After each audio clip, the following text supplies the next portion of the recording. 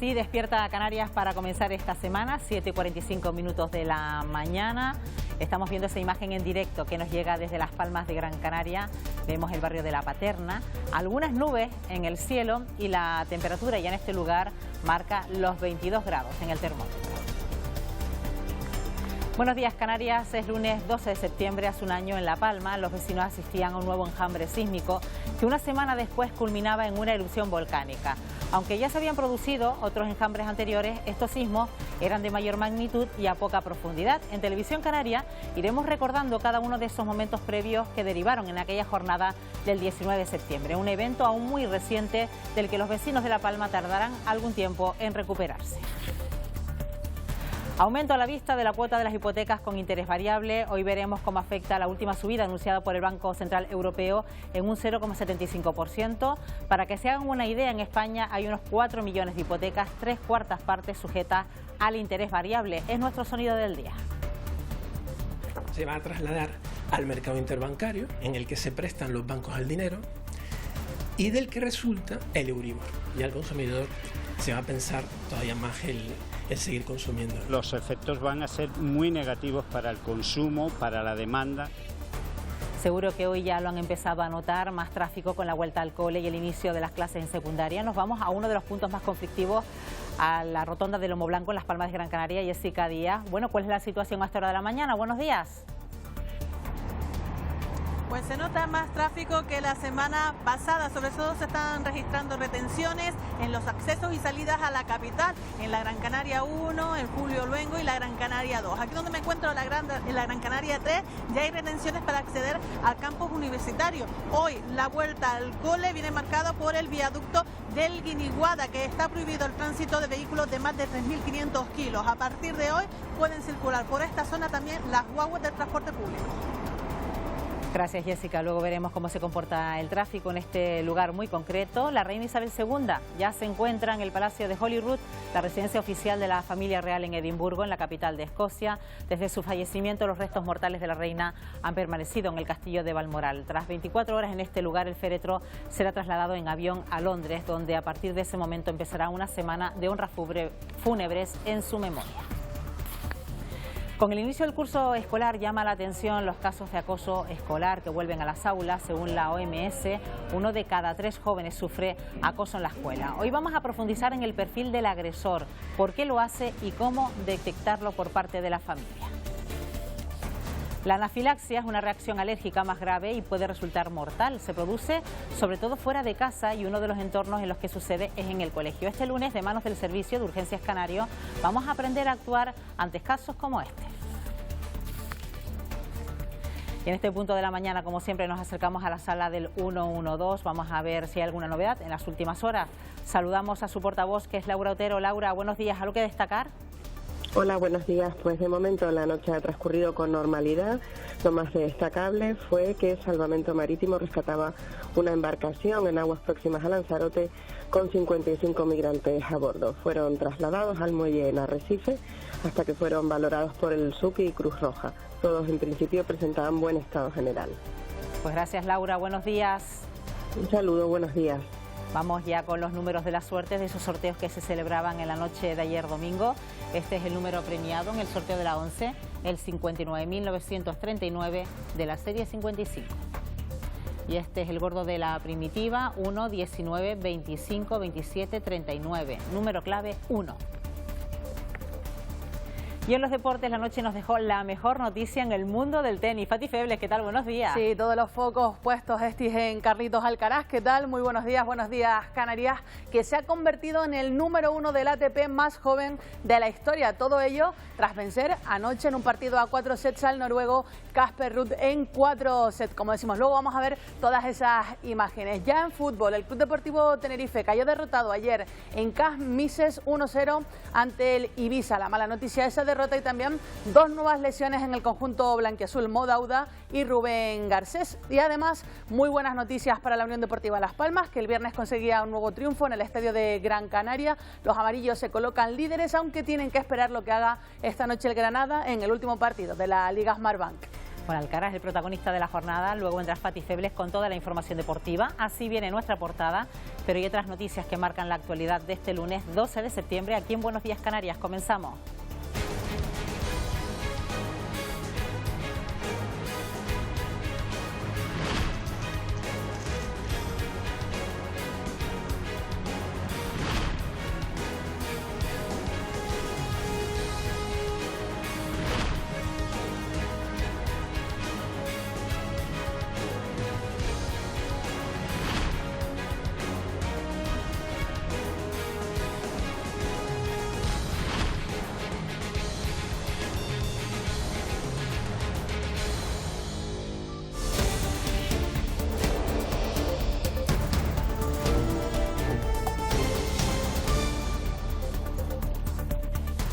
Bueno, imagen de la luna, aún hasta hora de la mañana, en este caso, en esta imagen que tomamos en Santa Cruz de Tenerife.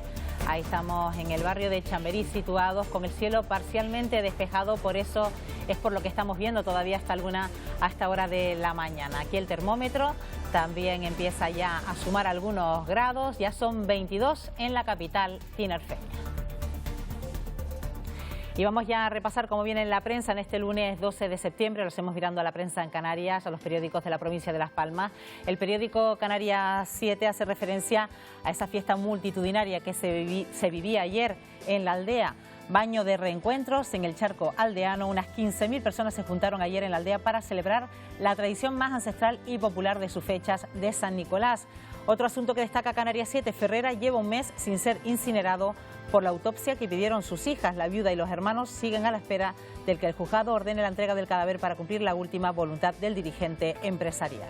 También fiesta para el Charco, protagonista en la portada del periódico La Provincia, dándolo todo en el Charco. La fiesta del Charco vivió ayer una de las ediciones más apoteósicas tras el parón de la pandemia. Como principal titular, PSOE y Coalición Canaria se preparan para negociar los presupuestos para Canarias. Los 2 votos nacionalistas en Madrid son claves para cerrar las cuentas del Estado antes de que el anteproyecto llegue al Congreso.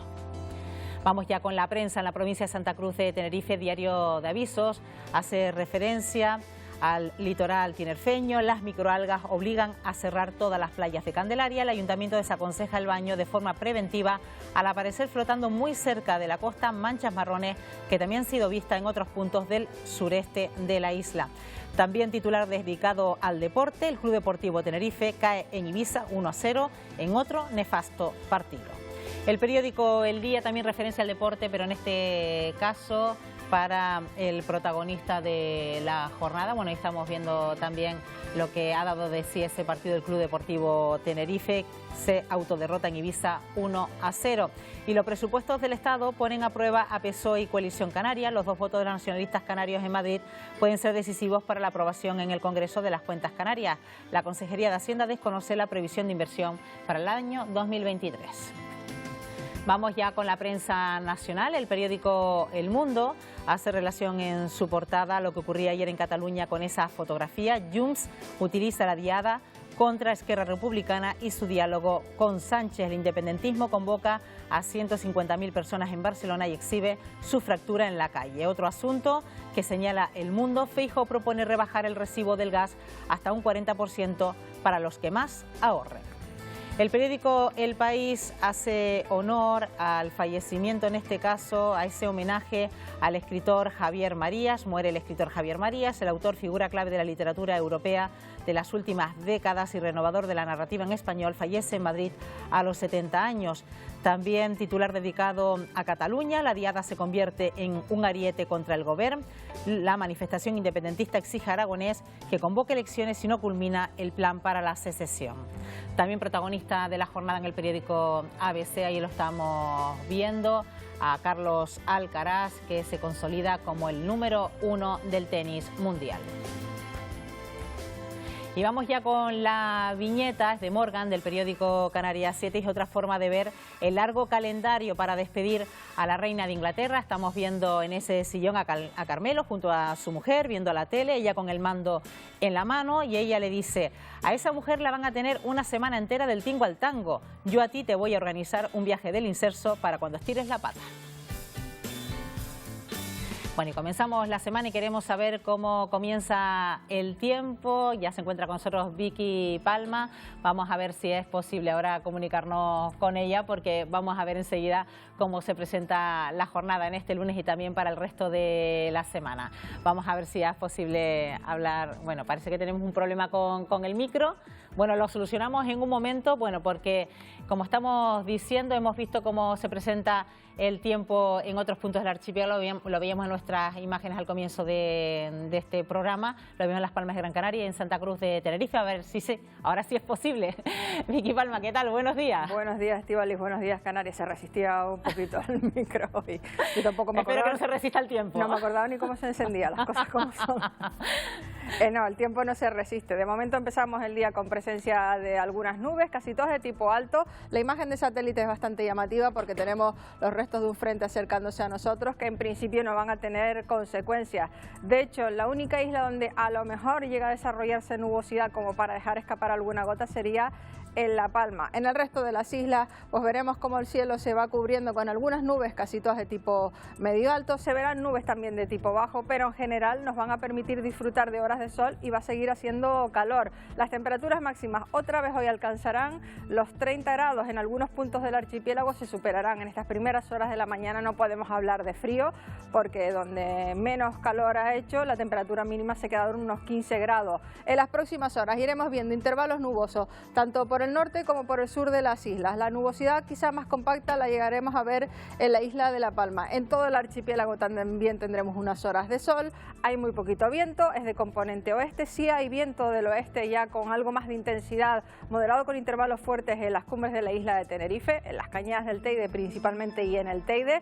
Y en cuanto al estado del mar, que ha estado prácticamente en calma durante todo el fin de semana, sí esperamos algunas novedades. Entrará mar de fondo a las costas abiertas al norte y al oeste de las islas, especialmente al norte y oeste de la isla de La Palma, donde al final del día las olas podrían incluso superar los 3 metros de altura.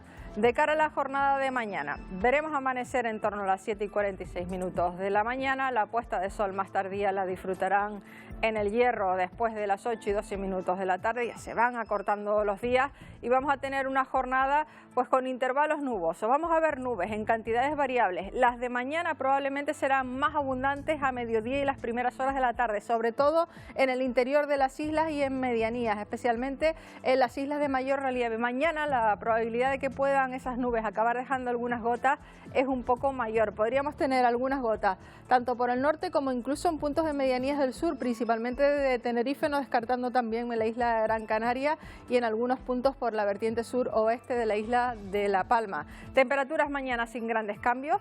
En general vamos a tener temperaturas más o menos parecidas a las de hoy, en ligero descenso. La máxima estará otra vez en torno a los 30 grados. Mañana el viento va a seguir siendo flojo, pero ya será más bien del noroeste en todo el archipiélago. Y en cuanto al estado del mar, en las primeras horas de la madrugada seguiremos teniendo oleaje importante por mar de fondo, pero a medida que avance el día, pues ese estado del mar tenderá a mejorar. De todas formas, habrá algunas series de olas alcanzando los 2 metros de altura durante el día en las costas abiertas al norte y seguirá el mar prácticamente en calma en toda la vertiente sur de las islas. Y nos vamos a despedir con una imagen que compartían ayer con nosotros del final de la jornada desde Tejeda, las cumbres de la isla de Gran Canaria, pues esas pinceladas de nubes también de tipo medio alto que se veían ayer, que se veían esta mañana y que nos han dejado pues un amanecer bastante llamativo en muchos puntos del archipiélago, principalmente en la isla de La Palma y también en los cielos de la isla de Lanzarote. Empezamos la semana con el típico tiempo del otoño, con cierta inestabilidad, con más carga de humedad en el aire, de ahí nuestra sensación de calor,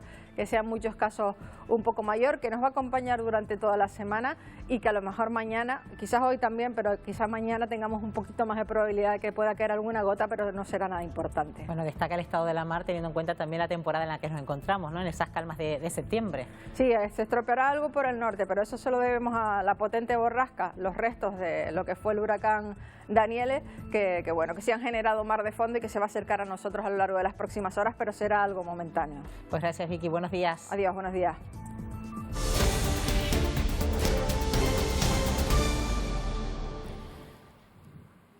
Estos días se conmemora un aniversario, el de la erupción volcánica en la isla de La Palma, y en esta casa nos vamos a volcar recordando todo lo que ha pasado desde entonces hasta ahora. Hace justo un año, el 12 de septiembre, comenzaba esos primeros enjambres sísmicos. En un principio la población no sintió esos terremotos, aunque con precaución se llamaba a la tranquilidad de los vecinos.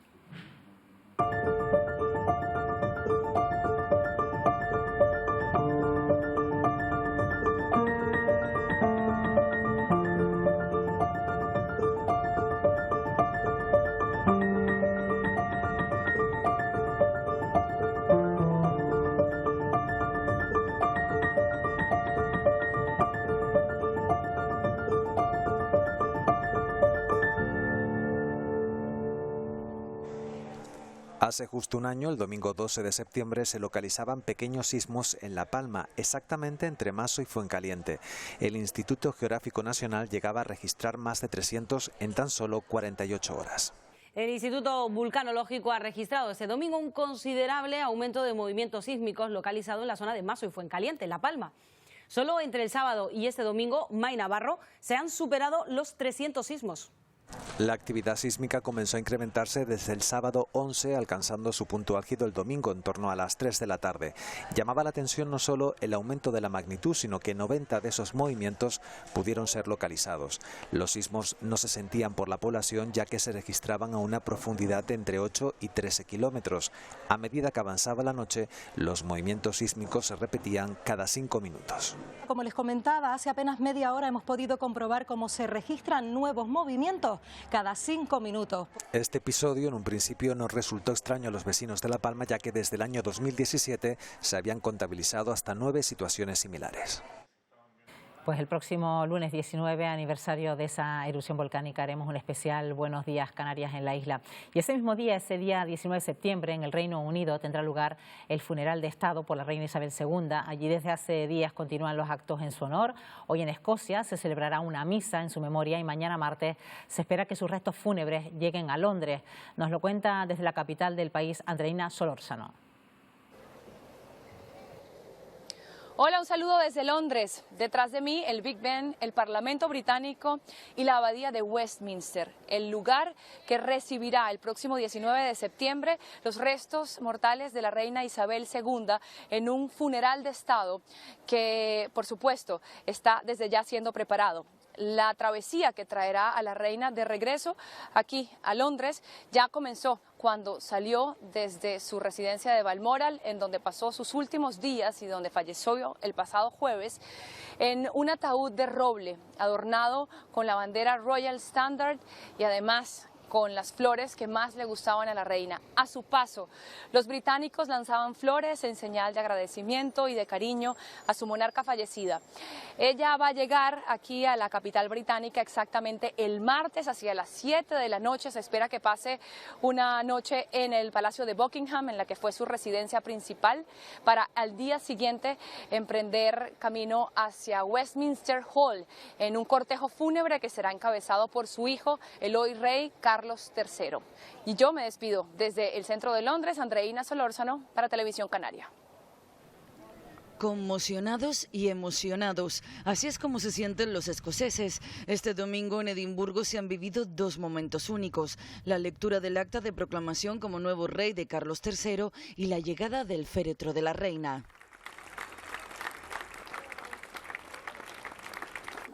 Dos instantes que han sacado a las calles a centenares de miles de personas que han aguantado horas de espera para acompañar a su reina.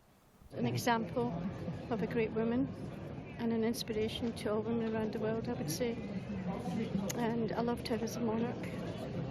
Celebrating a life well lived. She was a good lady and we'll miss her. She'll be missed. Ahora las miradas están puestas en el nuevo rey. He's going to do her own in her footsteps. Be the same kind of monarch that she was. En el exterior continúan rindiendo homenaje a Isabel II. Por ejemplo, en Dubái, el edificio más alto del mundo, el Burj Khalifa, se iluminó anoche con una imagen de la reina y una bandera británica. El ataúd con los restos mortales de Isabel II llegará a Londres este martes, donde se instalará otra capilla ardiente durante 4 días antes de su funeral el 19 de septiembre. Pues también en Gibraltar se ha seguido muy de cerca esa ceremonia de proclamación de Carlos III como nuevo rey, tras haber accedido oficialmente a su cargo este sábado tras el fallecimiento de su madre. En la ceremonia presidida por el ministro principal, Fabián Picardo, acompañado de otras autoridades, 21 salvas de artillería y 3 hurras resonaron en el Peñón en honor al nuevo monarca británico. Y si el viernes arrancaba el curso escolar para el alumnado de infantil y primaria, hoy les toca el turno a los estudiantes de secundaria y bachillerato, y todo eso se empieza ya a notar también en el tráfico porque comienzan los atascos y nos vamos en directo a Las Palmas de Gran Canaria para comprobar cómo está transcurriendo la mañana. Jessica Díaz, bueno, ¿se está registrando ya retenciones? Buenos días, Estíbaliz, buenos días, Canarias. Pues se nota que han acabado las vacaciones porque hay mucho más tráfico que la pasada semana. Nosotros nos encontramos en la Gran Canaria 3, a la altura de Lomo Blanco, en el acceso a la universidad. Y bueno, solo hay que fijarse en el carril de la derecha, que es justo el acceso al campus universitario y a una zona donde hay varios centros escolares, para ver eso, retenciones que se alargan por toda la Gran Canaria 3, dirección norte, hasta incluso Tamaraceite. Tráfico más fluido, eso sí, en la Gran Canaria 3, dirección norte. También encontramos retenciones en los accesos a la capital por la Gran Canaria 1 y la Gran Canaria 2. El Julio Luengo sigue siendo el punto más negro de la capital. Este año las autoridades esperan que haya más tráfico en este punto. ¿Por qué? Por las obras que se están realizando en este viaducto. El pasado mes de julio el Cabildo prohibió el tránsito por este viaducto, el viaducto del Guiniguada, prohibió la circulación de vehículos de más de 3.500 kilos. ¿Por qué? Porque en las labores de mantenimiento detectaron que habían problemas con los tensores exteriores. Este viaducto está monitorizado, aseguran que hay seguridad, que pueden circular vehículos, eso sí, mientras duren las labores de mantenimiento, que se van a alargar hasta el próximo mes de septiembre de 2023, pues prefieren que no circulen por aquí vehículos de más de 3.500 kilos. Eso sí, a partir de hoy hay una sección, pueden circular por este viaducto las guaguas de línea discrecional y también los de transporte público. De hecho, ya hemos visto varias guaguas circular por el viaducto. Hoy el Ayuntamiento de Las Palmas de Gran Canaria activando un dispositivo especial de seguridad. No solo habrá policías locales en las inmediaciones de los centros escolares, sino también en los puntos más conflictivos, como pueden ser las rotondas, como Belén María, que se encuentra en la zona del puerto, Torre Las Palmas, que es la del Julio Luengo, en el centro comercial La Ballena, y también las rotondas de la zona de Tamaraceite, que dan acceso a esta vía, a la Gran Canaria 3. Como pueden ver, si alargamos la vista, mucho tráfico, retenciones, sobre todo provocadas en la Gran Canaria 3 por este acceso al campus universitario y una zona de centros escolares. Se nota que acaban las vacaciones y que se vuelve al colegio, así que hoy paciencia a la hora de subir al coche. Bueno, pues con el mes de septiembre llegan esas retenciones y así que lo estamos viendo justo en ese lugar en el que te encuentras, uno de los puntos más conflictivos de la ciudad. Gracias, buenos días. Buenos días.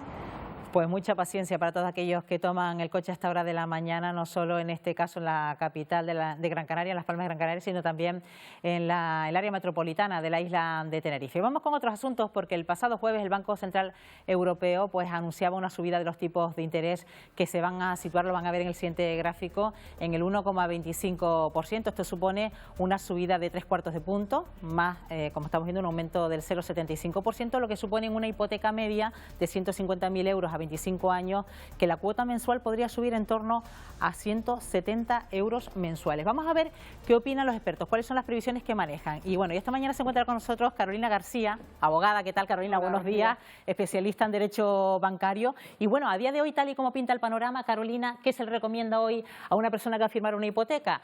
¿Una hipoteca a interés variable o una hipoteca a interés fijo? La verdad que como está el panorama y además con todo lo que han fallado las previsiones, porque no podemos olvidar que a principios de este año se preveía que iban a estar en negativo mucho más tiempo, pues la verdad es que por seguridad y por economía, pues tipo fijo. Creo que los consumidores lo están viendo venir porque incluso mirando datos que corresponden al mes de junio, 7 de cada 10 préstamos hipotecarios se firmaron a tipo fijo, ¿no? Sí, ya estamos por encima del 70%. Ya hay un poco más de previsión y todos tenemos un poquito más de miedo a lo que es el Euribor, que es ese índice que además está tan en el aire que nunca sabemos cómo se va a comportar y que además las previsiones siempre fallan. Bueno, ¿y qué previsiones manejan de cara cara a los próximos meses? ¿Y por qué se está produciendo esta subida de tipos de interés por parte del Banco Central Europeo? Pues manejan previsiones que han ido fallando todas paulatinamente, porque ya digo, a principios de año iban a estar en negativo durante X años más. A mediados de año se decía como mucho que iba a llegar al 0,2, al ser positivo, pero 0,2. Y el viernes cerró en 2 puntos, con lo cual es muy difícil que un ciudadano medio pueda hacer una previsión de cómo se va a comportar y, por lo tanto, por eso se recomienda el tipo fijo por seguridad. Y bueno, ya que se recomienda el tipo fijo, aquellos que lo tienen ahora a tipo variable, ¿pueden cambiar de variable a fijo? Sí, eso es una recomendación muy importante para todos los consumidores. No tenemos que concebir una hipoteca como algo que va a quedar fijo para siempre, permanente en el tiempo. Debemos negociar con nuestro banco o con cualquier otro banco a lo largo de la vida de la hipoteca y nos podemos cambiar a fijo o podemos volver a cambiarnos a variable, podemos cambiar las condiciones, reducir los plazos, hacer amortizaciones, siempre podemos mover esa hipoteca. ¿Pero podemos perder dinero quizás en ese trámite? Ya no, porque gracias a todas esa batalla judicial de tantos años que llevamos, esos gastos de constitución de hipoteca, novación o subrogación, ya los asume el banco, con lo cual es el mejor momento para hacer esas modificaciones de las condiciones de nuestra hipoteca. Con esta subida de tipos de interés que estamos asistiendo en las últimas semanas, ¿les vienen recuerdos de ese efecto, de ese impacto que tuvo el Euribor en el año 2008, a partir del año 2008? De ese año 2008, cuando saltaron, ya habían empezado a saltar un poquito antes, pero saltaron las cláusulas suelo por los aires, porque claro, fue el momento en el que llegó al 5%, ahí empieza a bajar paulatinamente y entonces ahí fue cuando volvió a saltar las cláusulas suelo y la gente oía en las noticias que el Euribor había bajado y sin embargo su cuota hipotecaria no bajaba. Ahí fue cuando se empezó a saber que había esas cláusulas metidas en esos préstamos hipotecarios. Claro, ¿y esas cláusulas suelo a día de hoy siguen existiendo? Sí. Sí, claro. Si no se ha iniciado un procedimiento judicial individual para reclamar la nulidad de esa cláusula suelo, siguen existiendo y se siguen aplicando. Es verdad que bancos generalistas muy extendidos en Canarias la dejaron de aplicar en el 2015, pero hay otros bancos que la siguen aplicando a día de hoy. Claro, pero esto tiene que ser algo que sea comprensible por parte de los ciudadanos a la hora de firmar una hipoteca. De hecho, ya Europa se encargó de ponerse de parte de los consumidores para que les sea mucho más llevadero el comprender lo que se firma. No sé si eso a día de hoy se está llevando a cabo. Sí, se han incrementado mucho los requisitos de transparencia para que el cliente pueda entender lo que está comprando y sobre todo para que pueda comparar con otros productos. Entre otras cosas, se ha instaurado un sistema en el que hay que ir al notario antes de firmar y con 15 días de antelación o 10 días de antelación y se tiene que explicar a solas con el notario cómo va a ser esa escritura. Precisamente para eso, para que el consumidor pueda tener más información.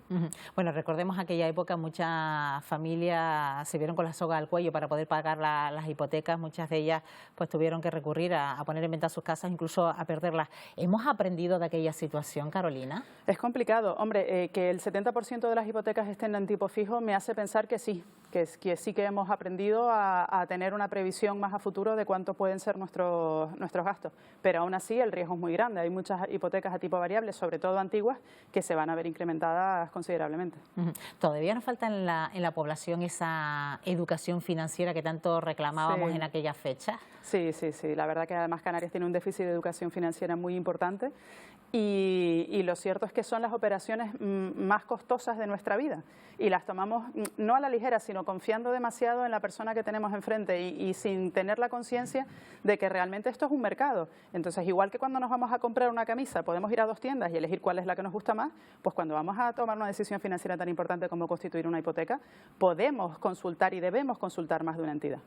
Claro, eso iba yo, ¿no? Sobre todo aquellas personas que ahora se estén planteando adquirir una vivienda, meterse en una hipoteca, debería pues comparar todas las opciones que le ofrece el mercado, ¿no? No sé hasta qué punto también recurren a asesores o a perfiles como el suyo, Carolina, para poder llevar a cabo esta operación, porque es una operación muy arriesgada, tú lo has dicho. Realmente muy poco. Lo que es el asesoramiento previo, realmente yo lo he hecho en falta todavía. La gente pues va a su banco de confianza, le ofrecen unas condiciones, piensa que esas son las únicas que puede conseguir y firma esa hipoteca.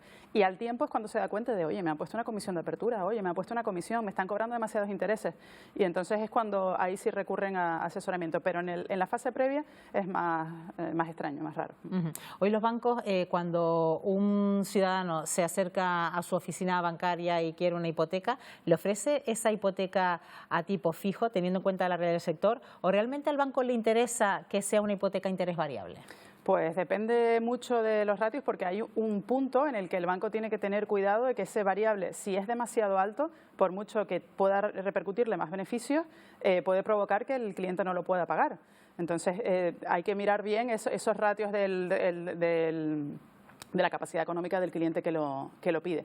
Pero es cierto que a día de hoy todavía se ofrecen hipotecas a tipo fijo en diferentes condiciones y en diferentes entidades, y por tanto lo ideal es poder negociar con las diferentes entidades y poder suscribir un tipo fijo. En otras ocasiones hemos hablado, Carolina, cuando a lo mejor a la hora de firmar una hipoteca, pues también el banco aprovecha para quizás introducir otro tipo de servicios, otro tipo de productos. Hay que tener cuidado con eso, no estamos obligados a firmar ese tipo de productos, ¿no? No. ¿Y qué tipo de productos podrían ser? De hecho, uno de los más habituales es el seguro de vida. Existe la inercia de que era obligatorio tener un seguro de vida y que tenía que ser contratado con la entidad. Eso no es así, y entonces hacia lo que han pivotado las entidades es hacia bonificar el tipo de interés. Te doy un tipo fijo de X y te lo bonifico un 0,25 por cada producto que tengas. Por ejemplo, seguro de vida, seguro de hogar. Entonces ya es una opción del consumidor decir, bueno, me beneficia o quiero tener ese servicio, oye, porque tener un seguro de vida también puede ser interesante. ¿A cambio de qué me lo están dando? Entonces, como todo, comparativa con el resto de productos del mercado. Tal y como se presenta este panorama, Carolina, ¿entramos quizás ahora, a partir de ahora, en un nuevo conflicto con los bancos? ¿Va a ser una época muy diferente a aquella anterior? Yo creo que todavía no, porque los tipos no han subido lo suficiente como para generar conflictividad, y además puede ser una situación coyuntural provocada por la guerra, y pueda provocar que a años futuros los tipos de interés vuelvan o por lo menos se estabilicen y no sigan creciendo a esta velocidad. Pero desde luego si siguen subiendo, sí, porque llegará un momento en el que volveremos a vivir una crisis de desahucio. Pues Carolina García, como siempre, abogada especialista en Derecho Bancario. Gracias por acompañarnos en Buenos Días Canarias. Muchas gracias.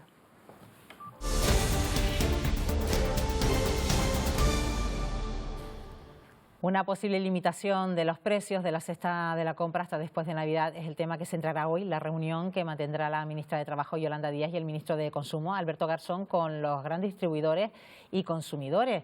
Con esa medida, afirma, se trataría de proteger a las familias del impacto de la inflación, una propuesta que ha sido recibida con escepticismo por parte de la Comisión Nacional de los Mercados y la Competencia, por la patronal del comercio minorista o incluso por el ministro de Agricultura y Alimentación, Luis Planas. Según el organismo que vela por el buen funcionamiento de los mercados, cualquier acuerdo entre operadores para fijar precios máximos en algunos alimentos está prohibido por ley.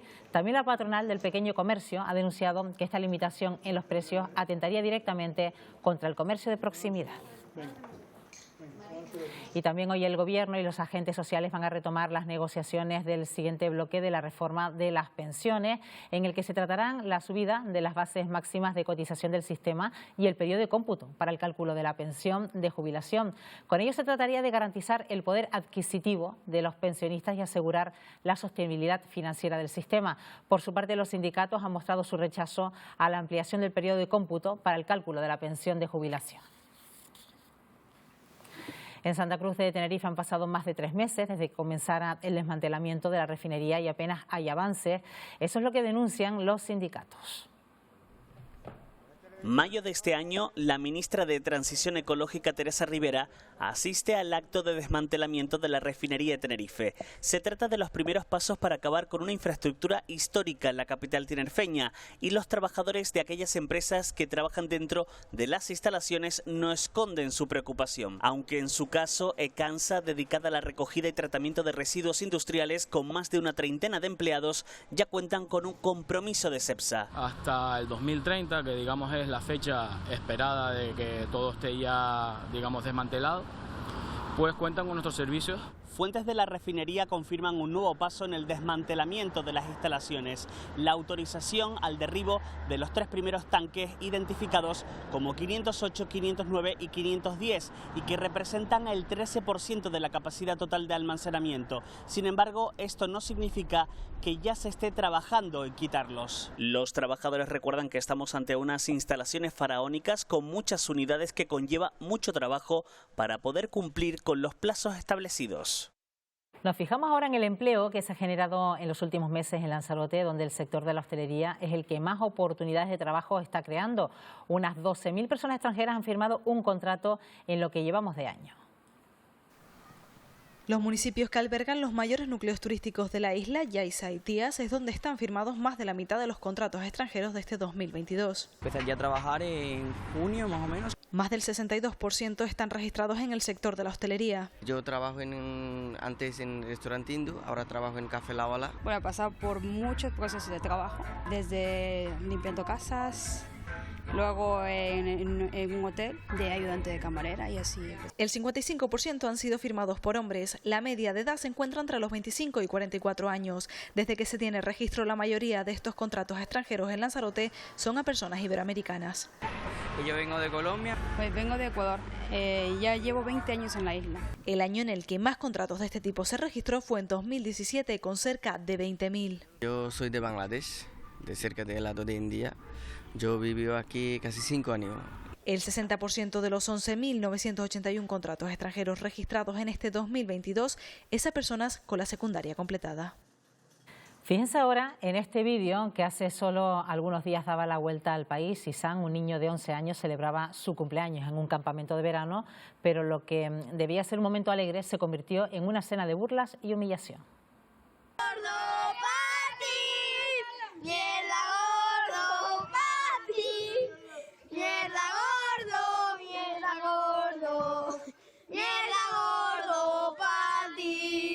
Pues podemos pensar que son casos aislados, que no es lo habitual, que son cosas de niños, pero detrás de esa escena está el dolor de un menor que llega a casa, se pone a llorar y se plantea si la vida merece la pena. El acoso se ha extendido más allá de los meses que dura el curso, incluso del horario escolar, y también se ve incluso en los campamentos de verano, lo acabamos de ver. Vamos a saludar a Leocadio Martín, que es psicólogo, porque hoy también queremos fijarnos en la figura del acosador. Leocadio, ¿qué tal? Muy buenos días. Muy buenos días. Porque estamos viendo a Isan, la víctima de este acoso, Sí, pero ¿qué hay de cierto. todos aquellos que lo rodean y cantan al unísono ese cumpleaños feliz de forma despectiva y humillante? Bueno, yo creo que con la edad de Isan, todos aquellos que los rodean y todos aquellos que rodean a quienes rodean a todos los niños que están haciéndolo, porque esto, a ver, el acosador se hace en casa, no suele... Es verdad que hay niños que, pues, incluso niños que puedan sentir, que puedan ser acosados, que pueden caer en las garras de los otros que acosan por temor a ellos sufrirlo, ¿no? Pero esto es en casa. Yo por más que lo repetimos los psicólogos, esto es una cuestión en casa de valores, de que nuestros hijos y con nuestras hijas entiendan que la diversidad es algo maravilloso, y todo esto a veces nos puede coger como por sorpresa, porque a lo mejor nuestro hijo lo que está intentando hacer es evitar ser el acosado, ¿no? En la familia siempre está el temor de que nuestro hijo o nuestra hija sea víctima de acoso escolar, pero quizás muchas o muy pocas familias se plantean el hecho de que su hijo o su hija pueda ser el acosador o la acosadora, ¿no? Sí, yo creo que si además, porque esto es duro decirlo así, si además lo planteáramos desde un punto de vista, ¿qué prefieres? Pues a lo mejor la gente dice, oye, pues mejor es que no lo acosen y que esté en el otro lado, ¿no? Pero lo cierto es que hay casi tantas posibilidades, o incluso más, que tu hijo sea parte del que está causando el acoso, a lo mejor no directamente, pero sí no ayudando al niño que está acosado, todo. Yo no sé si recuerdas que hace un tiempo se veía en un colegio donde en los baños ponían respeto a todos los niños, un montón de cartelitos para que lo vieran todos los días, y nosotros nos metemos en una situación que al final lo que terminamos consiguiendo es que nuestro hijo pues se convierta también en un acosador. Pasa de curso, por ejemplo, y sale de un grupo y ya se acostumbra a hacer cosas que habitualmente hacía con el otro grupo, ¿no? Y termina, es duro, porque si es duro que sufrir el acoso, cuando te puedes dar cuenta que tu hijo sea el que esté causándolo, es muy duro, muy fuerte. Pero ¿cuántas familias reaccionan diciendo, mi hijo no, con lo bien que se porta en casa? Yo no creo que mi hijo sea capaz o mi hija de hacer eso que está haciendo, que usted me dice. Yo creo que muchísimas familias no lo ven, pero esto vuelvo a repetir, esto es una cuestión de casa, esto es una cuestión de valores en casa, esto es qué es lo que estamos diciendo nosotros. Recuerda que hace muchísimo tiempo, cuando hablábamos del tabaco, cuando hablábamos de la adicción al tabaco, si tú fumas en casa no puedes estar dándole un mensaje al niño de que no fume. Pues esto es lo mismo, el niño ve con el ejemplo, y además ve con el ejemplo desde chiquitito. O sea, no estamos hablando de empezar cuando el niño tiene algún tipo ya de capacidad de discernir, ¿no? Estamos hablando de 4, 5, 6 años, cuando el niño empieza en el colegio de una forma más habitual, es cuando estos mensajes de respeta a los demás siempre, sé un niño que abra la mano, abra tu corazón en cierta manera a otros chiquillos nuevos que llegan. En fin, hay un montón de cuestiones que tenemos que tenerlas en cuenta, porque no salen de la nada, y el colegio poco puede hacer. Digo siempre lo mismo, el colegio estamos 1:30 nosotros en clase, nosotros somos 1:1 en la mayoría de las ocasiones. Entonces es nuestro trabajo como padres y madres, como abuelos, como sociedad en cierta manera, el que nos toca intentar que los chiquillos entiendan que la mejor manera de convivir es pues, aceptar lo diferente, ver lo diferente y celebrarlo en muchas ocasiones. ¿Y qué perfil, Leocadio, es el que define al acosador? ¿Qué signos podrían definirlos para detectarlo? Hay algo importante, el niño repite lo que oye en casa en muchas ocasiones, entonces cuando empezamos a escuchar a nuestro casa, o a lo mejor en casa de tíos, abuelos y demás, cuando el niño empezamos a escucharle que tiene tonos despectivos para determinadas personas o para determinados colectivos, ya tenemos que empezar a cortar y a intentar controlar eso. Después, si el niño no es capaz, no es empático, no es capaz de ponerse en el lugar de las otras personas, también es importante que eso lo tengamos en cuenta. También es muy importante que si nuestro hijo ha tenido problemas de conducta previamente o reacciona agresivamente a cualquier cuestión que no consiga, también es probable que sea un niño que pueda llegar a ser acosador. Si es agresivo en clase, ¿también es agresivo en casa? Generalmente sí. Puede ser que el niño sea agresivo en clase porque esté digamos, copiando la agresividad que él recibe en casa. Eso también es verdad, pero generalmente el niño suele tener esa agresividad. Has dicho algo muy importante, ya el acoso escolar no es un acoso escolar, es el ciberacoso, el acoso en los campamentos, como el caso de Isa. Incluso hasta en verano, ¿no? Cuando estás compartiendo momentos de descanso. Yo creo que a todos nos ha tocado por eso, por la sensación de, pero por Dios, esto, si el niño está celebrando el cumpleaños, pues no sé si el niño incluso se está comiendo una tarta, ¿no? Algo de esto, ¿no? Es durísimo, la verdad que creo que a todos nos toca mucho y quienes de alguna forma hemos estado cerca de esto, pues lo vemos de una manera pues muy directa y que nos toca mucho más de lo que puede ser la parte profesional. ¿Y cuánto hay en ese perfil del acosador esa necesidad de encajar en el grupo, de mostrarse como líder? No sé hasta qué punto también han contribuido en todo esto las redes sociales. Evidentemente. La necesidad de encaje, la necesidad de formar parte de algo nos lo ha multiplicado por ni se sabe las redes sociales. Entonces los niños intentan de alguna manera conseguir encajar en los grupos que ellos les parecen que tienen que ser los grupos ideales o que son los grupos donde les gustaría estar, ¿no? Ser los populares o por lo menos a los que los populares no se meten con ellos, las populares no se meten con ellos. Entonces todo eso las redes sociales desgraciadamente lo aumentan. Por eso es tan importante estar presente siempre en la vida digital de nuestros hijos e hijas, que nos va a decir muchísimo más de lo que nosotros pensamos. No es algo baladí, no es algo que podamos evitar y tenemos que estar presentes por mucho que a nosotros a lo mejor como adultos no nos guste, pero hay que estar ahí para saber dónde se mueve. Es como cuando éramos pequeños y nos decían nuestros padres que tus amigos nos llamen, que nos llamen los padres de tus amigos para ver con quién estás, para conocerlos. Pues lo mismo pasa con las redes sociales. Entendamos que son otro amigo más, bastante más raro, pero que también es verdad que está presente en la vida del niño. Bueno, en estos casos de bullying hay tres actores principales, que es la víctima, el acosador y también los observadores, los cómplices. En ellos también hay que fijarse, porque al fin y al cabo, como hemos visto en este cumpleaños de Isán, no es una sola voz la que se escucha, son varias.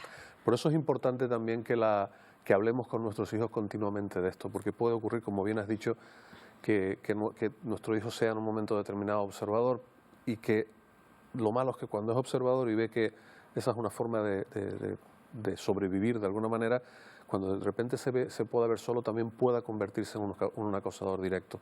Es muy importante que hablemos con ellos y le preguntemos. Hay que preguntarle a los chiquillos, además nos cuentan muchas más cosas colateralmente también de lo que nosotros a veces les preguntamos, y preguntarles simplemente, oye, hay niños distintos en el colegio, hay niños nuevos, cuéntanos cómo son, y ya contándonos cómo son sus compañeros de colegio nos vamos a dar cuenta qué valoraciones tiene él sobre ellos mismos, sobre cómo es cada uno de ellos, ¿no? Eso es muy importante que lo tengamos en cuenta ahí.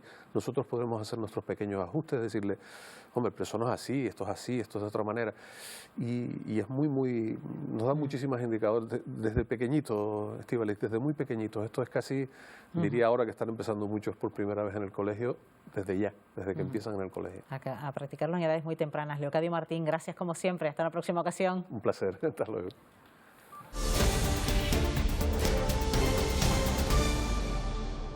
Más de 150.000 personas han participado en la manifestación de la Diada en Barcelona, según la Guardia Urbana. La organización aumenta la cifra hasta 700.000 participantes en las calles por el Día de Cataluña. Los actos se marcaron en un clima institucional convulso por los choques dentro del Gobierno y la división independentista en el Parlamento, con la suspensión de su presidenta Laura Borràs. Las disputas se han reflejado en las calles con abucheos a Esquerra Republicana y la palabra traidores en algunas pancartas. Y el pasado 24 de febrero Putin ordenaba poner en marcha lo que en principio se denominaría guerra relámpago, pero lejos de ser fugaz 200 días después, la guerra continúa en territorio ucraniano. Desde que comenzó la invasión han muerto unos 5.600 civiles. 8.200 personas heridas, 5.700 civiles muertos, entre ellos 370 niños. Es el balance de las Naciones Unidas sobre las víctimas que dejan 200 días de guerra en Ucrania. La cifra de soldados caídos en combate es más difícil de estimar, ya que los números bailan en función del organismo que las proporcione. Los últimos datos dados por Zelensky habla de 10.000 de sus hombres muertos y 32.000 militares rusos abatidos. Lejos de los números, la realidad sobre el terreno habla de una contraofensiva ucraniana. El avance de nuestros soldados continúa en el frente. En la actualidad 2.000 kilómetros han sido liberados, decía Zelensky mientras se dirigía a la nación. Uno de esos territorios reconquistados es el distrito de Derachi, al norte de Kharkov, que ha estado ocupado por las fuerzas invasoras durante 6 meses. Pero no todo son alegrías para los ucranianos. Los bomberos han tenido que esforzarse en las últimas horas a fondo para extinguir este incendio en una planta térmica tras ataques con misiles. Rusia niega haber sido el autor de estos ataques, que ha provocado el apagón total en las regiones de Kharkov y el Donetsk. O en Dnipro, un misil ruso destruyó esta pasada noche un edificio histórico de la ciudad e hirió de gravedad a un hombre de 73 años. Nuestras fuerzas aeroespaciales están llevando a cabo ataques de alta precisión contra las unidades ucranianas. Es la versión que sostiene el Ministerio de Defensa ruso. ¿Cuándo tendremos la victoria? La respuesta a esta pregunta depende de la etapa que estamos a punto de vivir.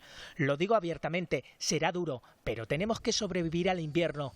29 semanas desde el inicio de la guerra, Zelensky señala el otoño como la estación que podría conducir a una rápida y definitiva desocupación de su país.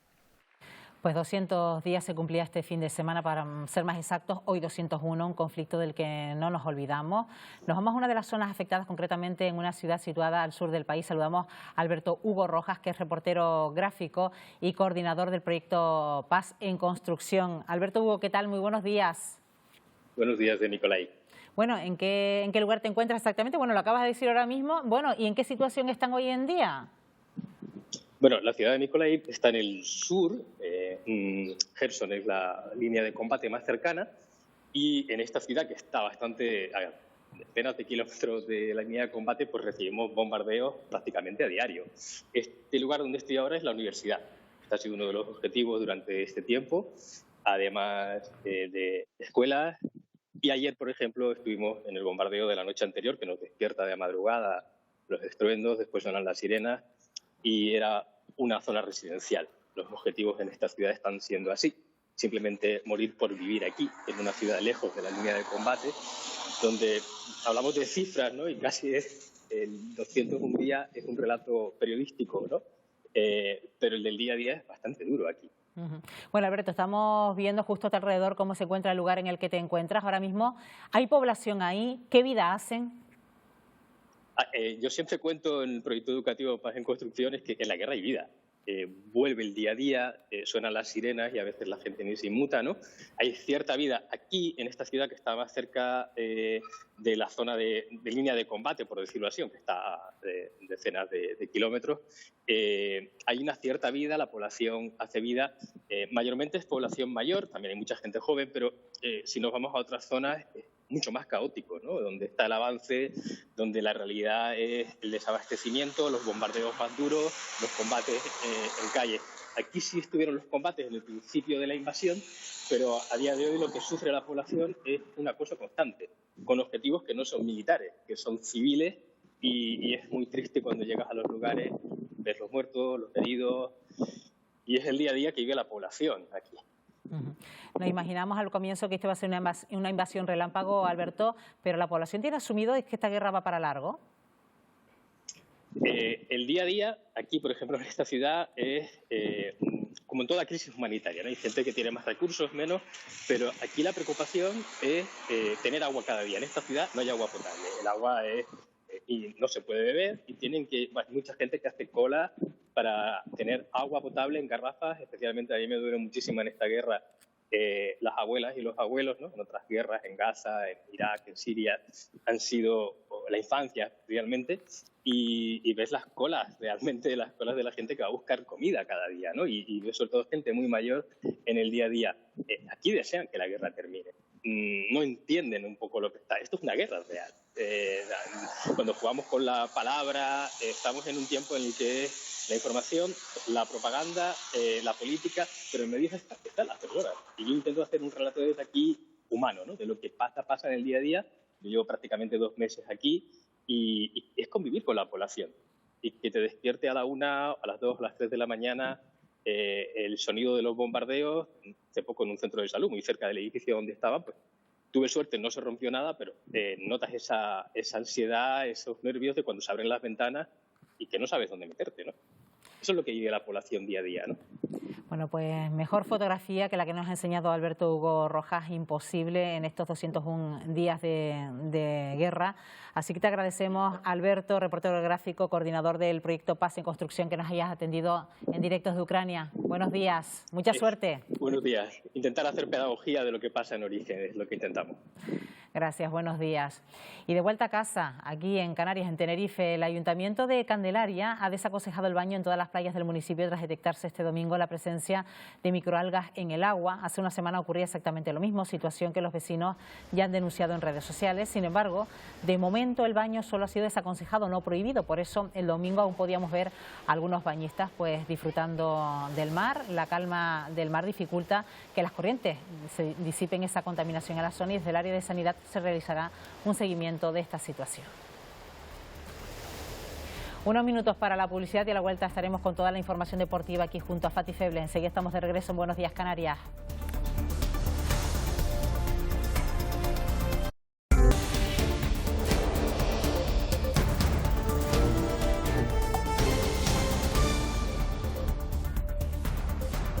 Ya estamos de vuelta, 8:40 de esta mañana de lunes 12 de septiembre. Vamos ya con los deportes aquí en Buenos Días Canarias.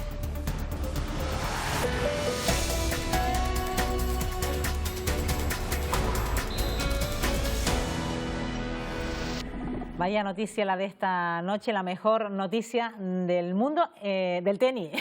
Fati Feble, ¿qué tal? Buenos días. Y es que Carlos Alcaraz sueña despierto. ¿Qué tal? Muy buenos días. Buenos días, Canarias. Campeón del Abierto de Estados Unidos y el número 1 más joven de la historia. El murciano derrotó al noruego Ruud en 4 sets y estrena su palmarés de Grand Slam con ese US Open. 11 de septiembre en Nueva York y en las pistas de Flushing Meadows, la final más histórica que se recuerda. Nunca antes se habían presentado a la cita 2 tenistas, en este caso Carlos Alcaraz y Casper Ruud, sin títulos de Grand Slam y aspirando al número 1 ATP. Para Alcaraz era especialmente importante anotarse el primer set después de las 13 horas y 28 minutos que acumulaba en las piernas de las últimas 3 rondas. El escandinavo aprovechó los nervios y los errores no forzados del rival para volver a escena. En el momento de la verdad, a Ruud le tembló la muñeca y Alcaraz ganó como un grande.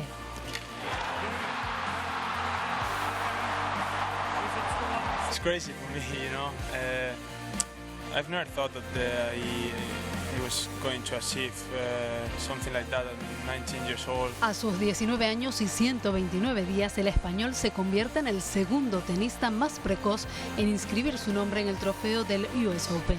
La última vez que el torneo coronó a un nuevo líder del circuito masculino fue precisamente cuando Juan Carlos Ferrero, su entrenador, subió a lo más alto en 2003. Hubo emoción en Nueva York y en el Palmar de Murcia. Carlitos Alcaraz ya observa el futuro desde el número 1 de la ATP. Y nueva derrota a domicilio del Club Deportivo Tenerife, que no hizo un buen partido en el campo del Ibiza. 1-0 perdió el conjunto de Luis Miguel Ramis, que sumó 2 nuevos jugadores a la enfermería. Mo Dauda se tuvo que retirar lesionado a los 7 minutos de juego por esa acción con Fran Grima. El ganés se golpeó la espalda al caer y en la segunda mitad Borja Garcés tuvo que pedir el cambio tras sufrir molestias en un gemelo. Más preocupaciones para Ramis y para el director deportivo Juan Carlos Cordero.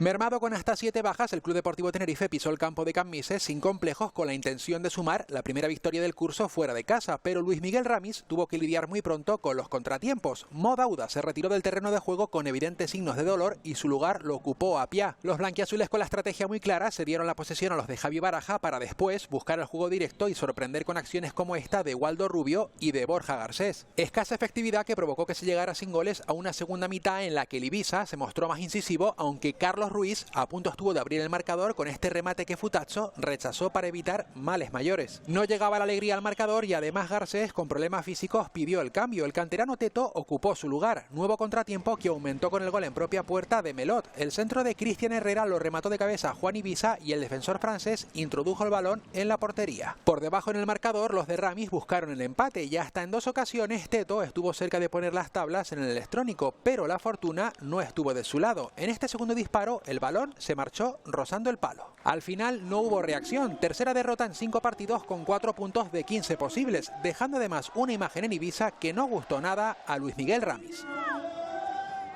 Empezó torcido, pero no tenía por qué haber seguido así. El partido bueno, voy a ser suave, es muy flojo por nuestra parte. La agresividad, la concentración, el meterse en el partido, el asomar a tiempo, el romper a tiempo, el no esperar a nada sino anticiparte, y esa actividad no la hemos tenido. La derrota es merecida más que por méritos del rival, con todos mis respetos y felicitándolo, de méritos nuestros. No hemos hecho nada para llevarnos nada hoy de aquí. Y la Unión Deportiva Las Palmas vuelve a dormir líder de la Liga Smartbank tras el pinchazo del Sporting frente al Racing, una posición que solo el Granada podría arrebatarle si gana esta noche en Ipurúa al Eibar en el duelo que va a cerrar la 5ª jornada en segunda. Con este gol que van a ver de Álvaro Lemos, el equipo gran canario sumó una nueva victoria frente al Leganés en el estadio de Gran Canaria, un partido que nos dejó el regreso de Jonathan Viera, ya recuperado y disponible después de 3 partidos, pero saltaba la sorpresa en el 11, el capitán no era titular. Las Palmas saltaba al campo, con Viera ya recuperado, se esperaba su regreso, pero ¿dónde está el capitán? Ahí está, una mirada en el banquillo extraña y algo confusa. El 21 no iba a ser titular, saldría en la segunda parte, un instante poco habitual porque cuando está disponible es indiscutible, líder dentro y fuera del campo. Con Jonathan Viera somos muchísimo más fuertes, no más fuertes, sino muchísimo más fuertes. Es mi opinión, para mí el mejor jugador de la categoría, con diferencia. Pero también tiene derecho a tener molestias, a lesionarse, a que un día pase una mala noche, a que lo expulsen, a que esté sancionado. Pero nada de eso, estaba en condiciones y es algo a lo que no estamos acostumbrados. Habría que remontarse a este otro momento para verle de inicio en el banquillo en el Gran Canaria. Fue en la temporada del último ascenso, jugó unos minutos y marcó. Con solo 4 suplencias en la isla, ¿se volverá a repetir esta imagen? ¿Qué pasará en el Sardinero? Pronto lo veremos. Y como en el resto de campos de la Liga F, la UDG Tenerife y el Athletic de Bilbao hicieron acto de presencia en La Palmera, aunque el choque no se disputó debido al parón generalizado en toda la categoría de los equipos arbitrales. En La Palmera, en Madrid y en todos los campos de la Liga F se ha repetido la misma imagen, ausencia de los equipos arbitrales que han impedido el arranque de la competición. Desde luego no era lo que se esperaba para una jornada que se presentaba histórica al ser la primera profesional del fútbol femenino español. Precisamente una profesionalización de su sector exige también el colectivo arbitral y la UDG Tenerife muestra su apoyo. A nosotros no nos queda de otra que entender y apoyar este tipo de reivindicación de parte del colectivo arbitral. Este lunes el colectivo arbitral explicará en rueda de prensa los motivos de su paro indefinido, mientras que la Liga F afirma que presentará las denuncias correspondientes y exige la intervención del Consejo Superior de Deporte. Mientras tanto, los clubes esperan una solución pronto. Entendemos que hay muchas personas que han luchado durante muchísimos años para poder ver y poder disfrutar de este espectáculo donde por fin la Liga es profesional. No es el escenario que hubiésemos imaginado, ni mucho menos. El próximo sábado por calendario la UDG Tenerife debería visitar al FC Barcelona, pero de momento sigue en el aire el comienzo de la competición. Y en la segunda de la Real Federación Española de Fútbol, alegría del Atlético Paso, que le pudo regalar a la afición en su estadio los 3 primeros puntos de la temporada. El conjunto palmero se impuso 1-0 al Leganés B. Era un día histórico para la afición del Atlético Paso y el conjunto palmero no desaprovechó la ocasión de regalarle la primera victoria del curso a su hinchada, que no tuvo que esperar mucho tiempo para festejar un gol, porque a los 7 minutos de arrancar el encuentro ante el Leganés B, Borja Martín adelantó a los verdinegros. El centro medio de Diagoney desde la derecha lo remató al segundo palo el atacante de Tazacorte, tanto que terminó resultando decisivo porque el marcador ya no se movió. Primero, felicitar a todo el mundo del Atlético Paso, a los jugadores lo primero, porque creo que hoy entregaron todo. Y creo que este triunfo se lo merecía la gente, debut en la categoría, de la manera que es, sufriendo, saber sufrir, creo que eso para el fútbol canario también es súper importante. La importancia de los 3 puntos, de debutar en casa ganando y de tener a toda esta gente metida en el partido hasta el final. Buen comienzo en el Municipal del Paso y el próximo domingo tendrán una nueva oportunidad de dejar los 3 puntos en casa, porque recibirán en la tercera jornada al villanovense, que todavía no ha sumado ningún punto en el campeonato. Y culminó una nueva etapa de las series de Sail GP y de nuevo tuvimos un canario embarcado en esas embarcaciones que parecen volar en vez de navegar. Navegar en F50 es una pasada, es el barco más avanzado tecnológicamente ahora mismo que hay. Antes de ayer llegamos a 96 km por hora, que eso ir en un barco a vela es una locura. Para mí es un orgullo representar a Canarias. Siempre que en Canarias hay un montón de afición a la vela y hay muchísimos regatistas muy buenos, han habido muchísimos regatistas muy buenos.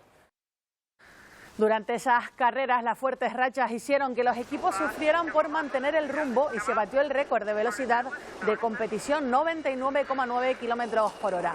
El equipo español consolidó sus buenas sensaciones consiguiendo una segunda posición en la segunda carrera, aunque fue finalmente anulado. Con victoria en la World Rally Car 3, súper contentos, 4 días muy largos, con temperaturas altísimas. Y bueno, empezamos pinchando en el primer tramo, pero nos hemos ido recuperando. Ya ayer nos hicimos con el liderato y bueno, hoy simplemente era mantener la diferencia. El paraguayo Diego Domínguez y el canario Rogelio Peñate rompieron su mala racha en el World Rally Car 3 con un pilotaje seguro en el último tramo del domingo en el Eco Rally de Grecia. Una alegría después de 2 abandonos por percances mecánicos en las 2 pruebas anteriores. Y nueva cita con el motor este próximo fin de semana en Canarias. La Palma calienta motores para la 47 edición del Rally La Palma Isla Bonita. May Navarro, cuéntanos qué sorpresa nos va a deparar. Muy buenos días. Buenos días, Fati, buenos días, Canarias. Así es, este fin de semana nueva cita con el mundo del motor aquí en la isla de La Palma. Esta 47 edición muy esperada, lo estábamos comentando aquí con el presidente de la escudería, con Daniel Cabrera. ¿Qué sorpresas nos tienen preparadas para este año? Un rally que arranca el viernes por la noche, además. Pues sí, buenos días. Y efectivamente, la sorpresa es que este año el rally vuelve a ser puntuable para el Campeonato Autonómico de Canarias, con un coeficiente apetecible de 1,2, o sea que obliga a todos los pilotos que siguen el campeonato a venir a La Palma, igual que a varias copas monomarcas que también nos tienen presentes y van a venir, y lo que supone es que tenemos casi 90 inscritos, o sea que es una lista de inscritos pues, envidiable y de lujo, y eso nos hace pues afinar todo el sistema organizativo y todo lo que tenía el montaje que tenemos que hacer, pero bueno, que estamos preparados para eso y esperemos que tanto a los pilotos como a los aficionados les guste. 90 participantes que vienen a dar espectáculo en esos 6 municipios por los que se va a disputar la prueba. Hablábamos de que arranca el viernes por la noche con ese tramito nocturno, cuéntanos. Sí, efectivamente, 6 municipios, que ya la dificultad de poner a 6 alcaldes o 6 municipios de acuerdo es complicada.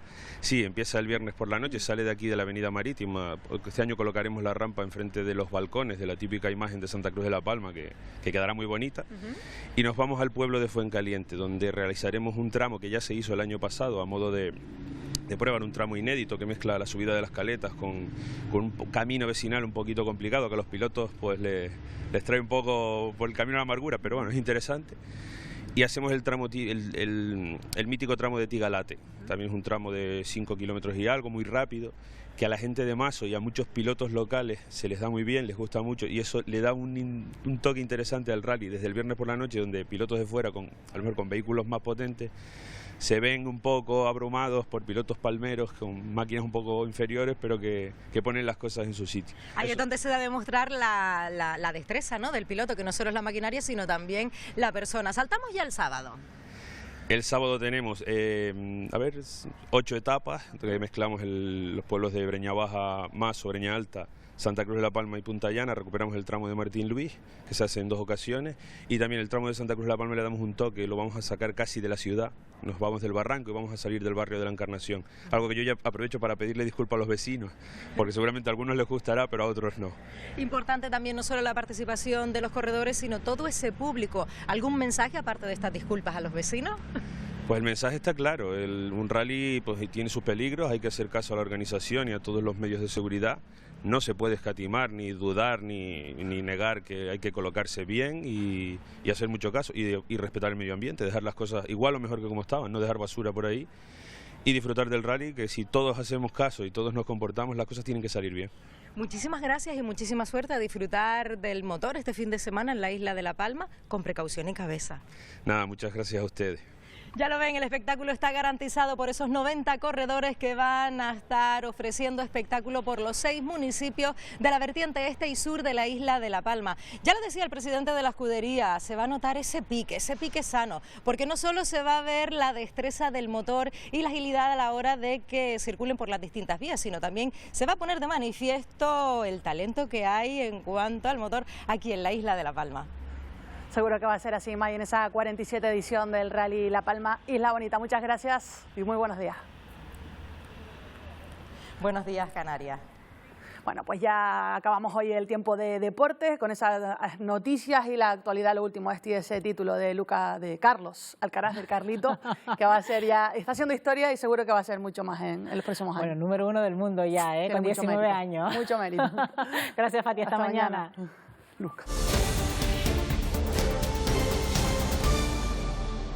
Ya están todos los niños de vuelta a los colegios, atentos ahora al material escolar. La Sociedad Española de Inmunología, Alergología y Asma Pediátrica alertan de alérgenos ocultos en ceras, tizas, pegamentos y pintura. Y hasta ahora vamos en directo a la consulta de una alergóloga y con ella está María Herrera para conocer más detalles sobre los componentes de estos materiales. Buenos días, María. Buenos días, Estíbaliz. Buenos días, Canarias. Sí, estamos en el Hospital Universitario de Canarias en la consulta de la doctora Paloma Pozas, que nos va a contar pues esos problemas que existen ahora que comienza el colegio con el material escolar. Y aquí tenemos varios ejemplos, Estíbaliz. Vemos, por ejemplo, pues acuarelas, pegamento, también témperas, ceras y rotuladores. Todo este material escolar, que es básico en la educación de un niño, sobre todo en edades tempranas, pues hay que tener mucho cuidado porque tienen componentes pues que pueden ser alérgenos para esos niños que padecen alguna de estas enfermedades. Vamos a hablar con la doctora, con Paloma Pozas. Buenos días. Hola, buenos días. Vemos este material pues que tienen todos los niños pequeños y que hay que extremar mucho la precaución con ellos, ¿no? Sí, lo que hemos querido comunicar es que existe mucho tipo de material escolar que en algunos casos puede contener en su composición alguna proteína que sea alergénica que venga de los alimentos. Se han ido generando con el tiempo algunas alertas que se han detectado aisladamente porque realmente en el etiquetado generalmente no viene expresado. Entonces nosotros lo que pedimos es que en el etiquetado, igual que existe ahora con todos los alimentos procesados, se especifique bien aquellos que contengan algún tipo de proteína que puede ser de riesgo para los niños alérgicos, como puede ser en algunos casos proteínas de soja, proteínas de frutos secos, proteínas de cereales y en algunos casos también proteínas de alimentos muy frecuentemente alérgicos como son la leche y el huevo. Vemos estos ejemplos, ya los hemos analizado, doctora, y ninguno de ellos tiene esa composición. Lo único que sí podemos leer, por ejemplo, es esa advertencia que dice que para menores de 36 meses, pues que no es recomendable, pero en cuanto a la composición, no aparece nada. Sí, generalmente en el etiquetado pues te advierten si tienen productos tóxicos al contacto, te advierten de si tienen piezas pequeñas que se puedan tragar en los menores, pero generalmente no indican sus ingredientes, como hemos podido comprobar, ¿no? Entonces lo que pedimos es que esto se haga extensivo a este tipo de material y en algunos casos incluso el centro escolar puede llamar a fábrica, porque la fábrica sí sabe qué tipo de componentes utiliza y saben si se ha utilizado algún componente, pues ya sea por el color, ya sea para darle consistencia, para darle elasticidad, pues si sabe que hay proteínas de origen alimentario que se utilizan con ese objetivo, pero en algunos niños puede ser de riesgo. Tenemos casos de niños que en la manipulación, cuando son pacientes con piel muy sensible, desarrollan una dermatitis de contacto. O en otros casos, pues al quedarse partículas de estos materiales en las manos y coger alimentos, al ingerirlos, pues ingieren esas partículas y les produce una reacción como si hubieran comido ese alimento en completo, ¿no? Basta con el contacto también, ¿no? Sí, en muchos casos simplemente con haberlo tocado ya notan ellos la reacción cutánea, pero luego el hecho de restos en la mesa, en las manos, y luego ingerir comida, una merienda, un desayuno, en esa misma mesa, pues supone un riesgo para el niño que sin darse cuenta está comiendo realmente una parte de ese alimento que le produce la alergia. ¿Usted es partidaria de que en los colegios pues los profesores tengan información al respecto de saber cómo actuar ante un caso de emergencia? Sí, hoy en día lo considero bastante importante porque la prevalencia ha subido muchísimo. Antes la alergia de los niños y alimentaria era muy anecdótica. Actualmente el 25% de la población se calcula de los niños tienen algún tipo de alergia y una de las más frecuentes en esta edad es la alimentaria. Entonces se han desarrollado protocolos para mejorar la seguridad e incluso, por ejemplo, en Canarias tenemos la suerte de contar con un curso gratuito para el profesorado en la página de la Consejería de Educación desde el año 2016 que proporciona información completa de cómo es una alergia alimentaria, cómo sospecharla, qué hacer en esos casos, cómo es el protocolo, y creo que es importante para que la escuela sea un sitio seguro. No, pues muchas gracias, doctora, por esa información y nos quedamos con ese curso muy importante para los profesores. Gracias.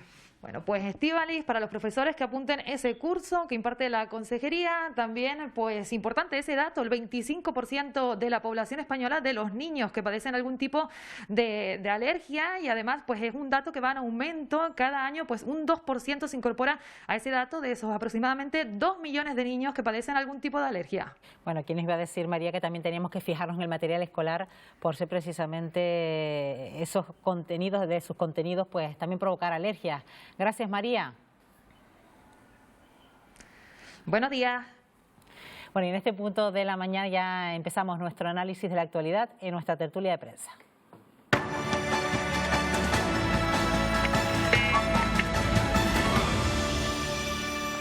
Y ya están por aquí con nosotros en esta mañana, en esta mesa de Buenos Días Canarias, Miguel Ángel Rodríguez. ¿Qué tal? Buenos días. Buenos días. Jennifer Jiménez, ¿qué tal? Muy buenos días. Bueno, y ya para empezar, nos vamos en este punto de este lunes en directo al Parlamento de Canarias, aunque la actividad ya arrancó la semana pasada con varias comisiones. Hoy se celebra el primer pleno de este curso político. Ahí está nuestro compañero Antonio Hernández. Antonio, buenos días. Buenos días, Estíbaliz, buenos días, Canarias. Sí, primer pleno de este curso, que como saben será un curso más corto de lo habitual, ya que el próximo mes de mayo habrá elecciones. Por lo pronto, hoy esta sesión plenaria comenzará con cambios en la mesa del Parlamento. Está previsto que Mario Estralia Navarro sustituya a Luz Reverón al frente de la Secretaría Segunda de la Cámara Regional. Luz Reverón asumirá la presidencia del Grupo Parlamentario Popular. Luego, en el pleno, será el habitual turno de preguntas al presidente de Canarias. Los portavoces quieren conocer la postura del Gobierno sobre la posible implantación de una tasa turística aquí en el archipiélago, sobre la opción de incluir un sueldo vitalicio para los expresidentes autonómicos. Las bonificaciones a las guaguas y al tranvía, o también las prestaciones por dependencia, son otros asuntos que estarán hoy sobre la mesa aquí en la sede de Teobaldo Power. También habrá varias comparecencias de consejeros y consejeras, por ejemplo, sobre las listas de espera sanitarias o sobre las pensiones no contributivas, también varias proposiciones no de ley y el debate en lectura única de los cambios en el REF para el comercio triangular en la zona especial canaria. Por cierto, que aquí en el Parlamento esta mañana se inaugura la exposición Las Fuerzas Armadas con La Palma, Operación Cumbre Vieja, una muestra organizada por el Ministerio de Defensa cuando está a punto de cumplirse, Estíbaliz, un año de la erupción volcánica en la Isla Bonita. Pues gracias, Antonio. Buenos días. Buenos días. Ya lo decía nuestro compañero, hace unos días comenzó el curso político en el Parlamento de Canarias, si bien es cierto que hoy es el primer pleno de este nuevo curso, un lunes fuera de lo normal, teniendo en cuenta que en la isla de Tenerife el próximo miércoles se celebra el Día del Cristo, muchos de los representantes políticos estarán en esa festividad. Bueno, lo he querido adelantar a este lunes y bueno, viene quizás intensa este nuevo curso político en el Parlamento de Canarias porque va a ser más corto de lo habitual y porque tenemos elecciones a la vista, ¿no? Empieza la precampaña electoral electoral. El otro día dieron el pistoletazo de salida a Feijóo y Sánchez en el Senado y más o menos casi todos los medios acertaron a decir que era el inicio un poco de esa campaña electoral. Y en una comunidad como la Canaria, en mayo tenemos elecciones, si no me equivoco, febrero ya empezará a dejar, febrero, marzo, si no me equivoco, dejará de ser ya periodo hábil en el Parlamento, se cerrará la legislatura. Si no hay adelanto, que no va a haber adelanto, en principio, pero en Canarias nunca se sabe porque ya sabemos que los vaivenes políticos en el último año de legislatura en Canarias suelen ser interesantes y es la primera vez que el presidente del gobierno autonómico va a tener la potestad de adelantar elecciones. Bueno, es la primera vez, ya tiene esa potestad desde la aprobación desde la renovación del Estatuto de Canarias. En principio, la duda está en cómo se van a ir posicionando, la oposición lo sabemos, pero cómo se van a ir posicionando los partidos del Pacto de las Flores. ¿Qué va a pasar con Podemos? ¿Qué va a pasar con Nueva Canarias? De cara a posicionarse a esas elecciones regionales y municipales que van a marcar completamente la legislatura. Vamos a tener más mítines en el Parlamento que otra cosa. Sí, es cierto que ya veíamos un poco que se empezaba a encender ese debate antes del verano un poquito, pero también es verdad que en estos últimos años pues el Parlamento de Canarias ha sido líder nacional en consenso, que creo que también debemos destacarlo, se han sacado adelante numerosas propuestas y ha habido talante por ahí, pero sí que es verdad que en este último año pues se va a intensificar mucho más el debate, pero hay importantes retos por delante, por ejemplo la ley canaria de cambio climático, que esperemos que finalmente termine todo ese trámite parlamentario que lleva desde el principio de legislatura y por supuesto la renta canaria de ciudadanía, por la que están esperando tantas y tantas familias ahora que los precios de la compra se han disparado tanto, que hay retos todavía mayores ahora en este último año y bueno, y hoy por ejemplo se va a hablar de esa tasa turística. Que no es un debate nuevo, también llevamos años, desde la anterior campaña electoral ya varios partidos políticos se posicionaban a favor o en contra, además no es algo insólito, lo hemos visto en Baleares, en otras comunidades autónomas, en muchos países donde se viene aplicando y es un debate que se ha ido retrasando en Canarias, es interesante, no se va a aplicar ya este año, pero es interesante ver la postura que proponen cada una de las fuerzas políticas. Lo que pasa es que esos debates van a estar marcados por las elecciones, no van a ser, no es lo mismo en el Parlamento o en ningún Parlamento, eso está claro, no es lo mismo un debate de ese tipo en el segundo año de legislatura o incluso en el tercer año, incluso en el pasado curso político, que en un año marcado por las elecciones, porque es muy importante cómo se van a posicionar los partidos. Hay partidos que, por ejemplo, con el tema de la ecotasa, que han ido variando de postura a lo largo de los últimos años. Además, ya tienen que ir lanzando quizás esos mensajes para que su electorado se vaya decantando, digo yo, ¿no? Efectivamente, y marcar también una línea propia. Yo decía que la oposición va a marcar su camino, la oposición ha hecho lo que ha hecho a lo largo de estos últimos 3 años y medio, es raro que varíen, pero lo importante es saber qué va a ser cada partido del pacto de gobierno, porque es verdad que muchos partidos del pacto compiten por el mismo electorado y ahí hay que reposicionarse. Hay, por ejemplo, partidos nacionalistas que tienen que marcar su postura ante, por ejemplo, el Partido Socialista, que es un partido de ámbito nacional, y vamos a ver por dónde se enfocan esos debates, porque a mí lo que me preocupa, y además como ciudadano, es que no se debata para sacar una ley o la mejor ley posible, sino que se debata, efectivamente, se debata, por lo menos se busque el conflicto para generar un discurso político de cara a las elecciones. Y también es cierto que la sociedad canaria ha cambiado con respecto a los 4 años anteriores, la pandemia nos ha cambiado a todos y también creo que estamos tomando mucha más conciencia de la sostenibilidad, de la importancia de hacer políticas más encaminadas al cuidado de nuestro medio ambiente y creo que también va a ser importante lo que proponga. Bueno, veremos cómo transcurre esa primera sesión plenaria tras el periodo vacacional en el Parlamento de Canarias, pero ahora nos situamos en Reino Unido. La reina Isabel II ya se encuentra en el Palacio de Holyrood, la residencia oficial de la familia real en Edimburgo, en la capital de Escocia.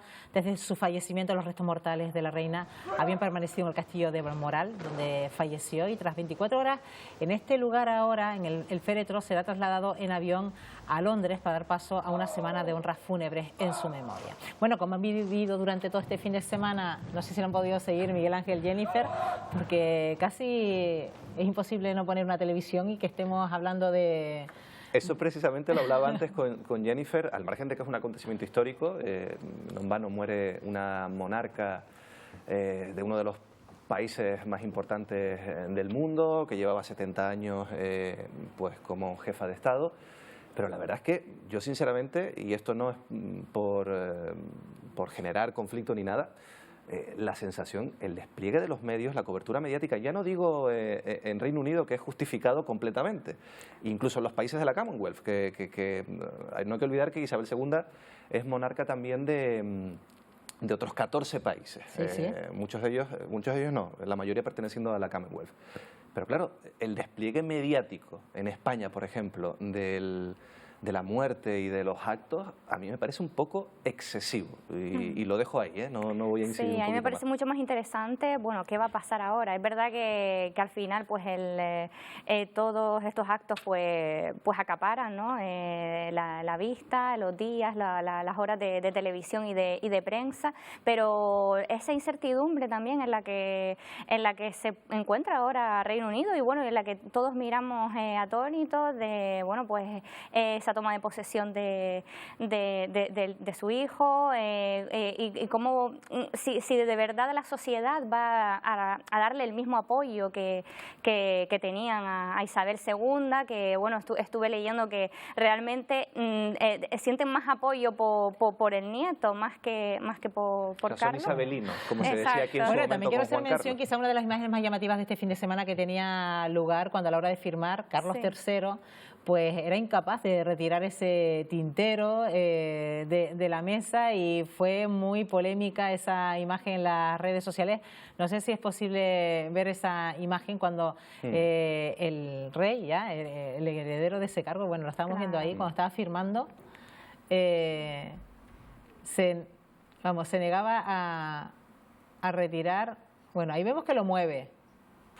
Ahí vemos que lo mueve, pero en determinado momento sí que vemos como que alguien alude a que alguien se lo quite de la mesa y ese tema fue muy polémico, ¿no? Es que no hay que olvidar que, y esto a lo mejor le duele a algún monárquico, pero la monarquía es una institución decimonónica basada en unos criterios y en unas prerrogativas a ciertas familias que en pleno siglo XXI sinceramente cuesta mantener, al margen de la figura casi... no sé si iba a decir decorativa o histórica o tradicional que adquieren ciertas monarquías. Y este tipo de comportamientos que no deja de ser una anécdota, pero se enmarcan dentro de ese contexto de y la además, evolución. en un momento quizás tan sensible donde todo el mundo está poniendo los ojos ahora sobre Carlos III, pero ¿no? Es lo que dice Isabel II. Es lo que dice Jennifer. En Reino Unido hay muchos defensores, había muchos defensores de Isabel II, por la trayectoria, por los años, por las décadas, también por su figura. Por su figura histórica, claro. Ella se cuidó muy mucho de ser neutral en muchos momentos, esa figura que tiene que ser la figura de un monarca parlamentario, de una monarquía parlamentaria. Lo que pasa es que Carlos la ha pesado mucho todo el problema que suscitó en su momento Lady Di. Esto ya también muchos años esperando para ser rey, ¿no? Le llega al trono con 73 años. Quizás era también el momento de dar una imagen a lo mejor más moderna, no lo sé. No sé lo que esperaba. Claro, pero monarquía y modernidad claro, es un poco extraño. No casa. Sí. Bueno, vamos con otro asunto porque hoy hay reunión entre la ministra de Trabajo Yolanda Díaz, el ministro de Consumo Alberto Garzón, con las grandes distribuidoras y consumidores sobre la mesa, hacer que la cesta de la compra sea más asequible para los consumidores. La idea es fijar precios para productos básicos, para hacer frente a la inflación. Una propuesta que ha sido recibida con rechazo o en algunos casos con matices por distintas organizaciones e incluso por miembros del ala socialista del gobierno. Bueno, una medida de la que hemos venido hablando en los últimos días aquí en esta mesa de Buenos Días Canarias, desde que Yolanda Díaz la hizo pública. Al fin y al cabo llega esa reunión entre grandes distribuidoras, asociaciones de consumidores, siendo incluso como previa una que mantuvo el pasado viernes, si no me equivoco, con Carrefour, donde ya Carrefour se adelantaba a esta medida con una cesta de la compra que quizás no contempla esos productos básicos de los que a lo mejor de los que alude la propia ministra o vicepresidenta segunda, Yolanda Díaz. La verdad es que lo de la cesta de la compra de Carrefour, hay ciertos productos que incluye y productos que no incluye que son llamativos y ha sido bastante criticado. Es verdad que es una iniciativa privada que toma, por lo menos, que abandera un poco esa idea. Vamos a ver qué pasa. Lo hablábamos la semana pasada, lo recordarás, Estíbaliz. Hay que hacer algo, no sé si con intervención estatal o pública o desde las administraciones o desde otro tipo de medidas, pero hay familias que no llegan a fin de mes y esto está afectando a la dieta diaria de las familias. Exacto, sí, porque sabemos que aparte las familias con menores rentas pues comen peor al final, porque los productos más baratos precisamente no son muchas veces los más saludables. Por eso insistía la ministra en que esa cesta de la compra incluya pescado, frutas, verduras, lácteos. Es verdad que la iniciativa, el posicionamiento de Carrefour a priori pues era interesante, al ser la primera en posicionarse. Ya se había hecho algo parecido en Francia, además, que esto no es pionero tampoco de España, que es un ejemplo de que se puede hacer, pero habrá que dialogarlo bien, hacerlo bien para que no se convierta en una cesta de consumo que siga propiciando pues que al final no sea saludable y no cumpla el objetivo adecuado, pero a priori la verdad que es una medida necesaria si se sigue dialogando y si se obtiene al final el resultado que queremos y que se mantenga hasta al menos después de Navidad, como es el propósito. Y tiene razón el comercio minorista, por ejemplo, a la hora de rechazar o oponerse a esta medida, teniendo en cuenta que a lo mejor los que pueden hacer un gran esfuerzo a la hora de poner esta limitación de precios sean las grandes empresas, los grandes supermercados. Ojo con esto, porque las organizaciones que se han posicionado en contra y que les hemos puesto la bandera de comercio minorista, ojo de dónde vienen esas organizaciones, porque al final, buceando un poquito, no representan ni al comercio minorista de verdad, y cuando digo de verdad digo la tiendita de 2, 3 personas, la familiar, y a veces representan otros intereses por encima o incluso otras cuestiones que tienen que ver con la política más que con los propios intereses de los minoristas. Vamos a ver, depende todo cómo se articule, si se articula, porque el encaje legal también es complicado. Pero si se articula una cesta con productos básicos, con topados y con una contraprestación desde las administraciones, realmente al comercio minorista no le va a afectar. En principio. Claro, el comercio minorista muchas veces lo dejamos en las tienditas de barrio para productos de una necesidad determinada y bueno, aquí estamos hablando de al menos una cesta que cumpla con unos mínimos, ¿no? Al final no dejaremos de ir a esa tiendita para buscar algo, cositas puntuales, pero sí que es verdad que también preocupa el tema de los ganaderos, de los agricultores, pues que al final muchas veces son los más perjudicados por ser el primer eslabón de la cadena de la que al final se benefician otras distribuidoras y demás. Por eso tiene que ser un acuerdo que tenga en cuenta todas las partes. Bueno, pues ese acuerdo estaremos pendientes hoy en esa reunión que va a mantener ambos ministerios, tanto el de Trabajo por parte de la vicepresidenta segunda, también de Consumo con las grandes distribuidoras y las asociaciones de consumidores. Pero vamos con otro tema, porque hace un año en La Palma los vecinos asistían a un nuevo enjambre sísmico que una semana después pues culminaba en una erupción volcánica. Aunque se habían producido otros enjambres anteriores, esos sismos eran de mayor magnitud, a poca profundidad. Y aquí en Televisión Canaria vamos a ir recordando cada uno de esos momentos previos que derivaron en aquella jornada del 19 de septiembre. Un evento aún muy reciente del que los vecinos de La Palma tardarán algún tiempo en recuperarse. No sé, Miguel Ángel, Jennifer, si ustedes recuerdan esos momentos previos, esa semana previa cuando empezaron esos enjambres sísmicos. Siempre que el año 2017 ya se venían notando, pero eran de mayor magnitud, a menos profundidad. No sé si ustedes ya tenían esa sensación de que algo iba a pasar. Claro, los científicos ya venían, es verdad que ya venían advirtiendo lo de que la Tierra se estaba moviendo, que se estaban produciendo esos movimientos, pero sí que nos cogió con un poco de incredulidad. Al final no pensábamos que en apenas 8 días pues iba a salir esta erupción volcánica para la que no estábamos preparados, porque al principio lo vimos incluso como un fenómeno de la naturaleza. También estaba la incertidumbre de que no sabíamos por dónde iba a estallar exactamente y nadie pensó que iba a tener estas consecuencias graves de esta magnitud, ¿no? para la población palmera y que todavía siga habiendo esas secuelas, esos lugares a donde no se pueden acceder, La Bombilla, Puerto Nao y tanto trabajo que queda por hacer. Bueno, en teoría toda la tecnología fue básica, cómo se ha adelantado tecnológicamente para predecir este tipo de acontecimientos, porque al fin y al cabo siempre se alabó la coordinación de las administraciones y sobre todo que luego no diera lugar a víctimas. Aunque ha habido cierta polémica en los últimos meses con los semáforos y con la manera de avisar, pero lo cierto es que hemos pasado, o prácticamente en una generación hemos pasado de sorprendernos con un volcán que no habíamos previsto a prácticamente decir en un entorno de 2-3 kilómetros dónde va a salir el volcán. O sea, eso es un paso alucinante. Y volviendo al tema de la generación, sobre si creíamos que iba a pasar esto o no, nosotros hemos vivido muchos enjambres sísmicos en su momento en El Hierro, en La Palma, que empezaron en 2017, en Tenerife también, que se generó bastante incertidumbre entre la población en su momento, hace ya algunos años.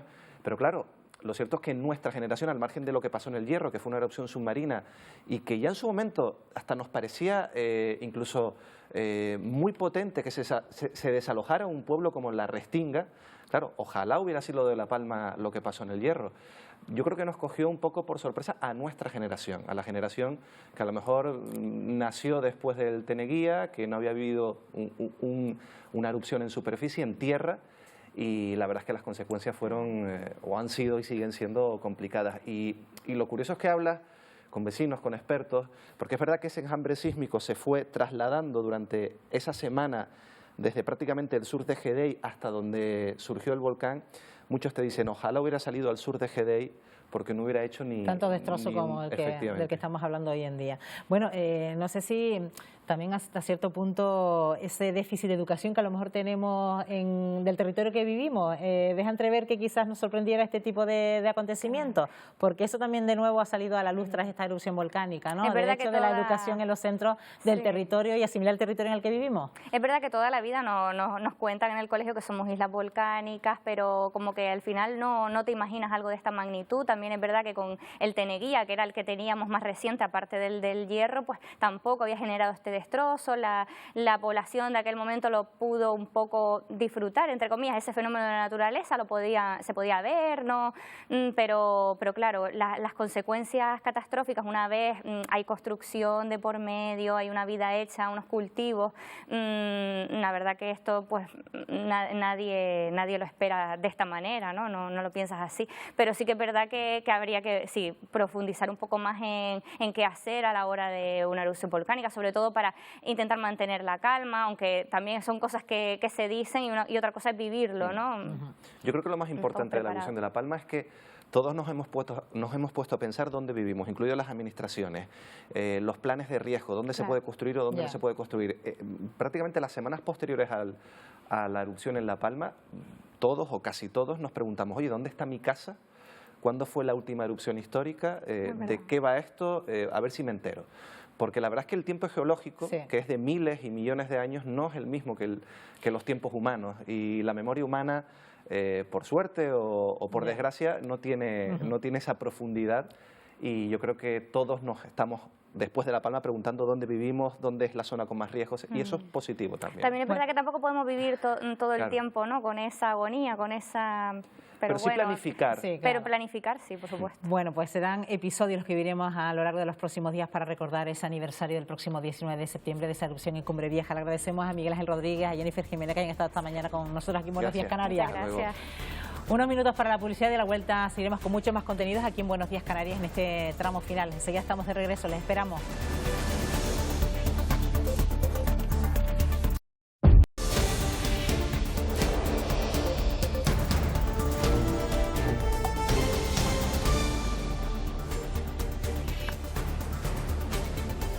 Ya estamos aquí de vuelta, 9:28 minutos de esta mañana de lunes 12 de septiembre. Vamos a hablar de alergias a los alimentos y a otros, especialmente en la infancia, que afecta entre un 6 y un 8% de la población infantil en España, y todo indica que va en aumento.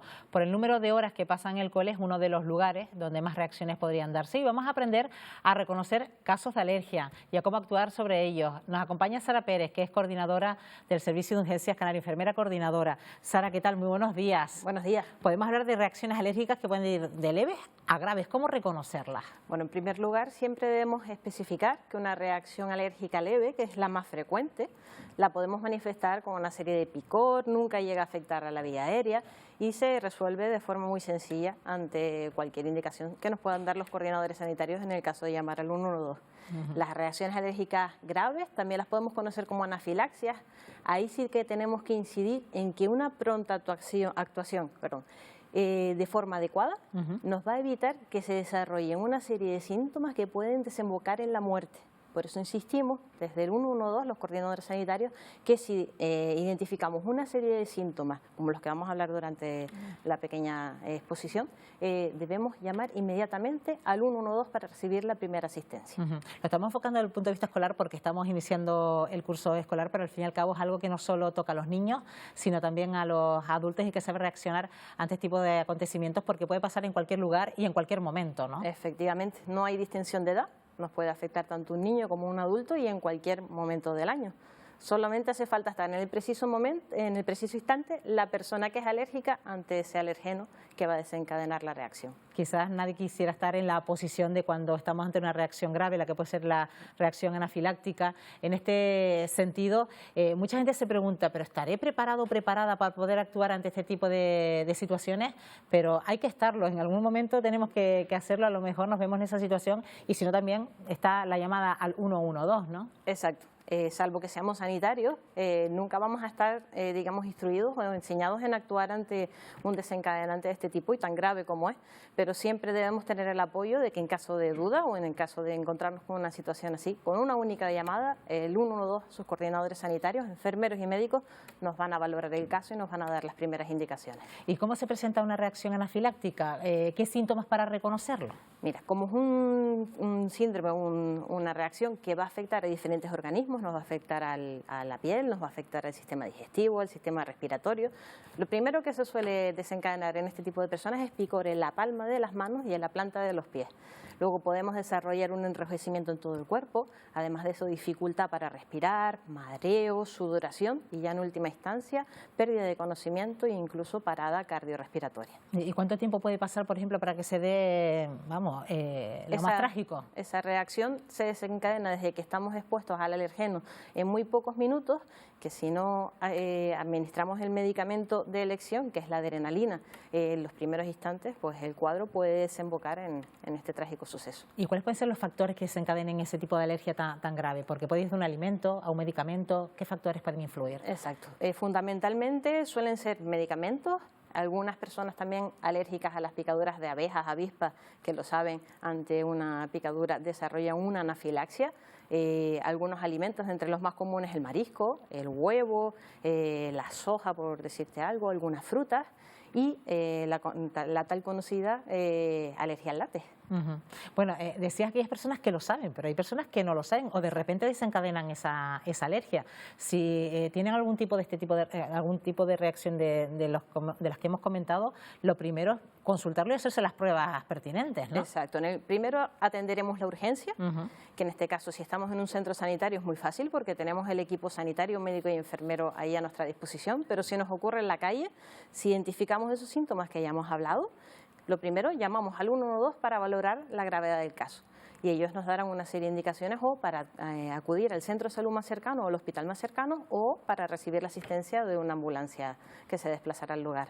Bueno, y las personas que sí saben que son alérgicas y que pueden tener este tipo de reacciones, pues sí que llevan consigo esos autoinyectores de adrenalina, que son, Sara. Pues mira, es un medicamento que viene ya precargado, que es simplemente una jeringa con adrenalina, que es muy fácil de administrar, casi siempre se administra de forma intramuscular y simplemente es quitar el capuchón, colocar en el punto de inserción, que normalmente es la parte externa del muslo, inyectamos el medicamento y vamos parando el desencadenante de esa reacción. Claro, y cualquiera lo puede hacer, porque mucha gente se pregunta, ¿seré capaz de hacerlo? Pero sí, ¿no? Es muy sencillo, al igual que también en las hipoglucemias tenemos el glucagón, pues el kit de adrenalina, 3/4 de lo mismo, es muy sencillo de administrar, está preparado para eso. Bueno, incluso los niños, estamos escuchando muchas veces a los profesores decir que ya cada uno de los colegios cuentan con esas estanterías donde están los inyectores de adrenalina para aquellos niños que son alérgicos. ¿Los niños también son conscientes de esa situación y son capaces de hacerlo ellos mismos? Efectivamente, de hecho son nuestros mejores maestros. De hecho, muchas veces cuando recibimos alertas en el 112 que las realizan los propios niños, quien mejor te va a dar una definición de lo que está pasando y el mejor alumno es un niño.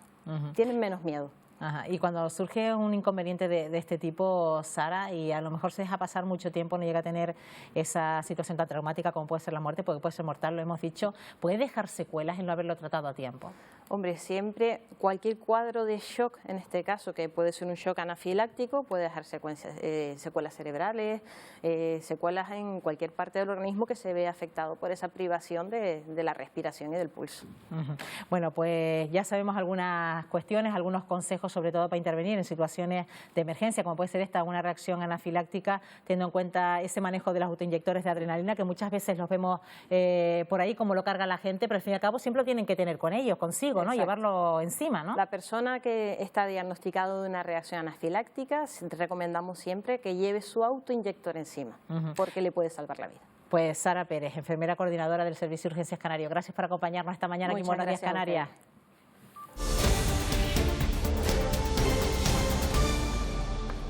Abrimos una nueva ventana en directo en esta mañana de lunes, lo hacemos en Gran Canaria para conocer cómo se está desarrollando el comienzo del curso escolar de los alumnos de secundaria, bachillerato y formación profesional. Y en el Instituto de Chamán, en Las Palmas de Gran Canaria, se encuentra Jessica Díaz. Bueno, ¿cómo se está desarrollando este primer día del curso?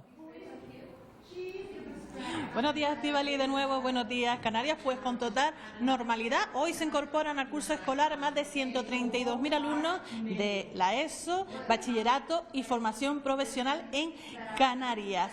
Un curso escolar que viene con algunas novedades y sin restricciones COVID. Nosotros hemos colado en la clase de tercero, ahora mismo están con la clase de inglés, le ha tocado de tutora la profesora de inglés y se están presentando en inglés, así que imagínate cómo está siendo para ellos este primer día de curso. Y vamos a hablar de estas novedades con el director del IES Chamán, con Hermelindo Suárez. Buenos días. Buenos días, Jessica. Bienvenida al IES Chamán. Se está desarrollando la jornada con normalidad, ¿verdad? Con mucha normalidad. Ajá, entraron a las 8 de la mañana y ¿qué han estado haciendo? Entraron a las 8, cada curso estuvo con su tutor, con su tutora, y ya a partir de la segunda hora empieza con el horario normal. La verdad que la entrada ha sido muy bien, se notaba que el alumnado y la familia venían bastante relajados por el verano. Se les ve con ese gusanillo del curso nuevo, de qué clase me toca, con qué profesor, y muy bien. Bueno, director, lo que me ha llamado la atención es que ya no encontramos carteles, que nos encontramos por los suelos de los pasillos, por las escaleras, ¿verdad? Sí, eso la verdad es que es un alivio. Ellos la verdad que son de alabar porque durante todo el tiempo de la pandemia fueron muy responsables, tanto el alumnado, la familia, el profesorado, eran muy conscientes. Y ahora pues la verdad que están contentos, este año se va a poder hacer otras cosas que no se podía hacer hasta ahora. Bueno, no hay normativa COVID, pero sí recomendaciones como por ejemplo dejar las ventanas y las puertas abiertas. Como ves, con el día de hoy tan caluroso se agradece esta ventilación. Sí, las ventanas, las puertas abiertas y luego pues hay un referente de salud en los centros. Y si las recomendaciones normales, si tiene fiebre pues no viene, lo típico. Una figura que sustituye al del profesor COVID. A la del referente COVID, pues ahora es un referente para la prevención, promoción de la salud y estar atento a toda circunstancia que pase. Bueno, entre las novedades de este año está la nueva ley, ¿no? La nueva ley, la LONLOE, que entra en los cursos impares, primero y tercero de la ESO y primero de bachillerato. Bueno, hay 7 comunidades que no han presentado el currículum, entre ellas está Canarias. Sí. ¿Cómo empiezan entonces ustedes el curso? Bien, porque aunque no están aprobados los currículums, están los borradores. Y aunque los borradores ahora pasan un proceso, si varían poco, porque el 60% del currículum lo aprueba la comunidad autónoma, el Ministerio de Educación, y el 40% la comunidad autónoma, o sea que si varía poco. Ajá. Y también encontramos cambios en el bachillerato, ¿no? Sí. ¿Qué cambio es? Porque hay una nueva modalidad, el bachillerato general, y después se simplifican las otras modalidades. En total hay 5 modalidades: bachillerato de ciencia, bachillerato de humanidades, bachillerato de arte, que tiene artes escénicas y artes plásticas, y bachillerato general. Bien. Pues nada, curso escolar que se presenta con ganas, sin normas COVID y con nueva ley, ¿no? Y con nueva ley, sí. La verdad. Pues muchísimo ánimo por el curso. Muchas gracias, Jessica.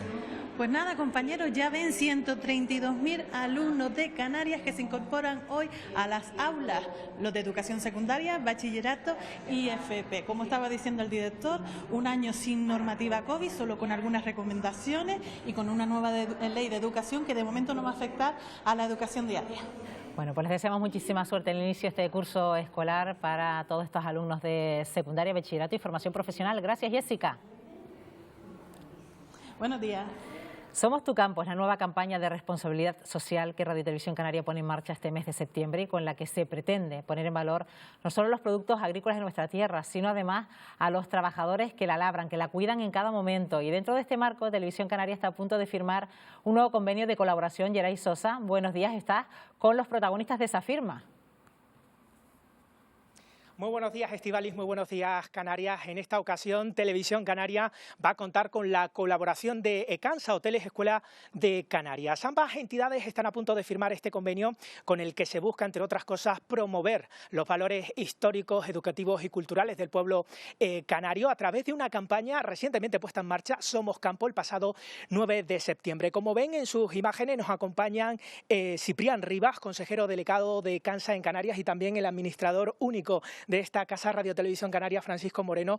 Muy buenos días a los dos. Les invitamos en estos momentos a iniciar la firma de este protocolo, un protocolo que está compuesto por 8 páginas. En él, les adelanto algunos aspectos, ambas partes se comprometen a promover acciones de formación, jornadas y también programas educativos durante 2023.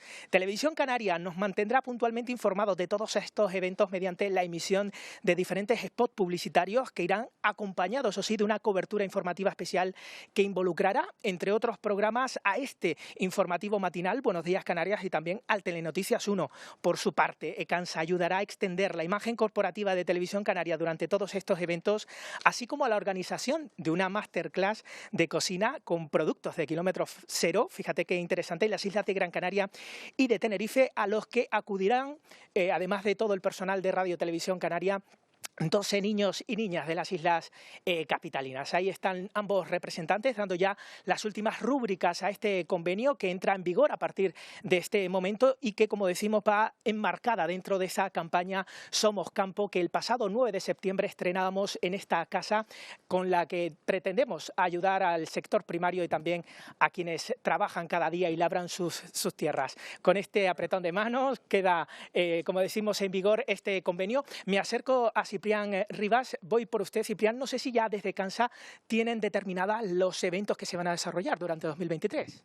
Tenemos muchos, pero tenemos 3 realmente interesantes con los que vamos a contar con la complicidad de la compañía de la Radio Televisión de Canarias.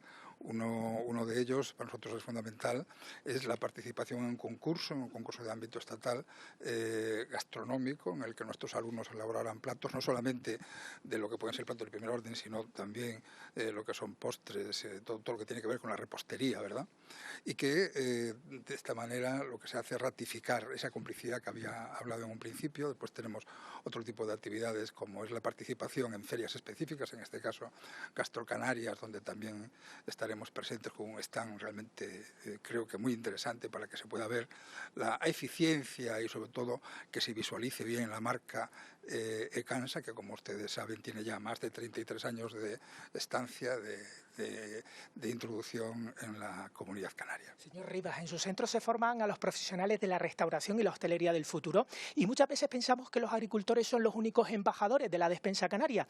¿Qué papel puede llegar a jugar sus alumnos en la promoción de los productos de kilómetro cero? Pues mire usted, fundamental. Ocurre que el consejero delegado de Ecansa, a su vez, también ocupa la responsabilidad de director general de ordenación y promoción turística del Gobierno de Canarias. Entonces, lo que se ha hecho en un principio ha sido llegar a un acuerdo con GMR, que es un grupo de medio rural de la Consejería de Agricultura, precisamente para potenciar todo aquello que tenga que ver con los productos de proximidad. Es decir, nosotros no podemos formar a nadie si es que no conocen la realidad histórica, patrimonial, evidentemente alimentaria y gastronómica de la comunidad donde viven. Los pibes que estamos formando, las pibas que estamos formando en este momento, son el futuro, por lo tanto el futuro de una industria fundamental que además, aún por encima, nosotros exportamos al mundo. Es decir, en este momento se encuentran en 32 países del mundo alumnos de Ecansa en las responsabilidades más interesantes que se puede imaginar dentro del mundo de la dirección hotelera, de la gestión y de la restauración. Señor Rivas, muchísimas gracias, felicidades por este acuerdo. Paco Moreno, voy con usted. Una campaña Somos Campo que llega en un momento decisivo para el sector primario. ¿Qué pretende la cadena? ¿Acercarse a un sector que está en horas bajas? Pues pretendemos reflejar la realidad y también las aspiraciones que colectivamente debemos tener, y una de ellas es alcanzar esa soberanía alimentaria, y otra de ellas obviamente porque tenemos una actividad económica fundamentalmente vinculada al turismo, es que preservemos el paisaje, y la agricultura es el elemento primordial en la preservación del paisaje. Si no tenemos un paisaje atractivo, tendremos en el futuro problemas con la que es nuestra principal actividad industrial, que es la turística, y en ese sentido yo creo que sobre todo resaltar el trabajo de Cansa. Si no existiera habría que inventarla. Yo creo que es un ejemplo. En todas las comunidades turísticas ninguna ha cobrado el músculo que Cansa cobra en Canarias. Yo creo que es por ese valor añadido que señalaba Ciprián. No se trata de aprender de hostelería, se trata de aprender todos los conocimientos de la hostelería y ponerlos en el territorio en el que tienen que desarrollarse en las Islas Canarias. Esa querencia con el territorio, esa querencia con el producto agrícola, pues yo creo que refuerza la labor de los agricultores, pero sobre todo prestigia la actividad turística que realizamos en Canarias. Estos días iremos conociendo las historias de 8 agricultores y agricultoras canarios. Me llama la atención que de los 8 elegidos, 6 sean mujeres. ¿Es una manera, Paco, de empoderar a la mujer en el campo canario?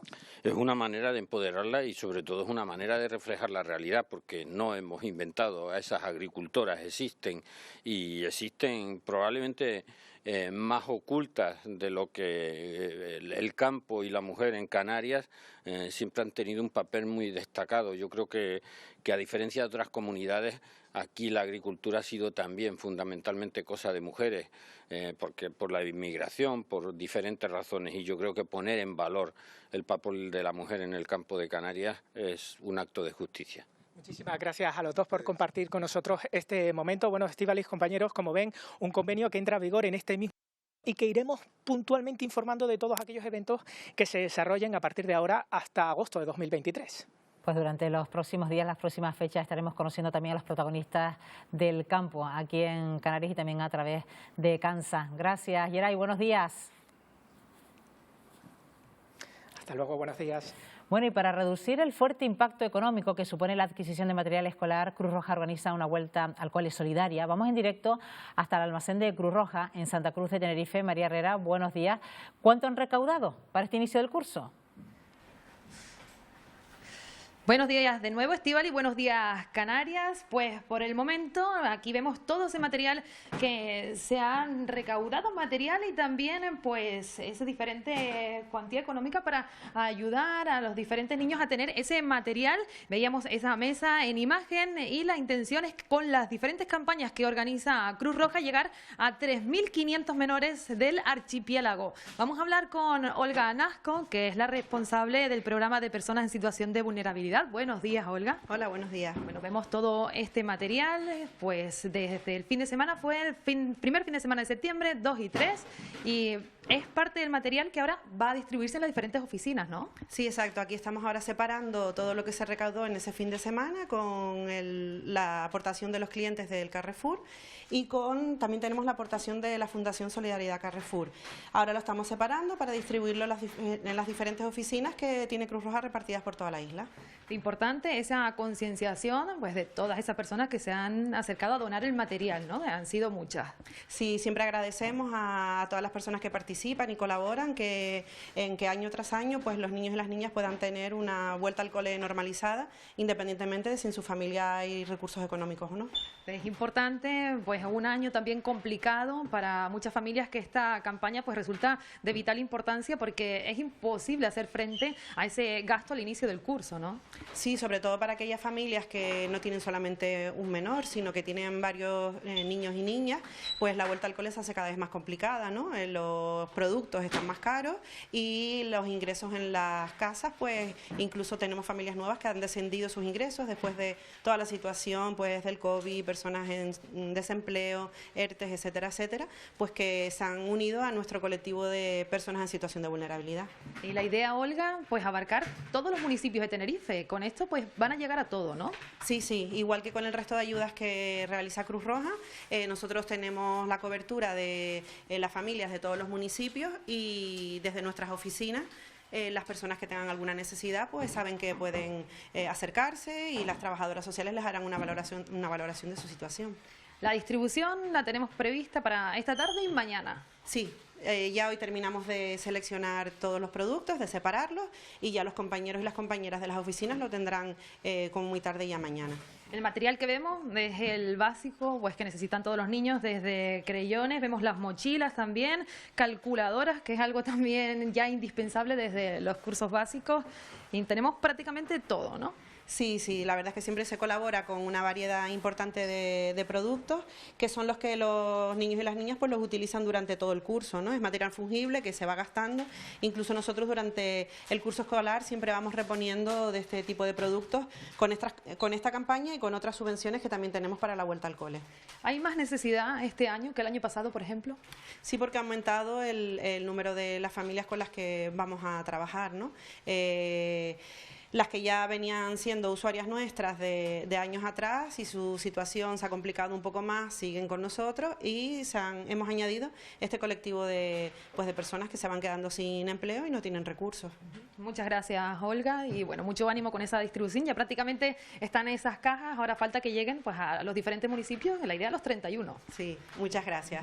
Bueno, pues Estíbaliz, nos vamos a quedar con ese dato que nos ha dicho Olga de que aumenta el número de personas que necesitan de esta ayuda para iniciar el curso. Ya vemos pues toda esa distribución, ya han comenzado las clases y a partir de esta tarde y mañana pues llegará todo este material a los diferentes municipios para que los niños ya puedan disponer de él.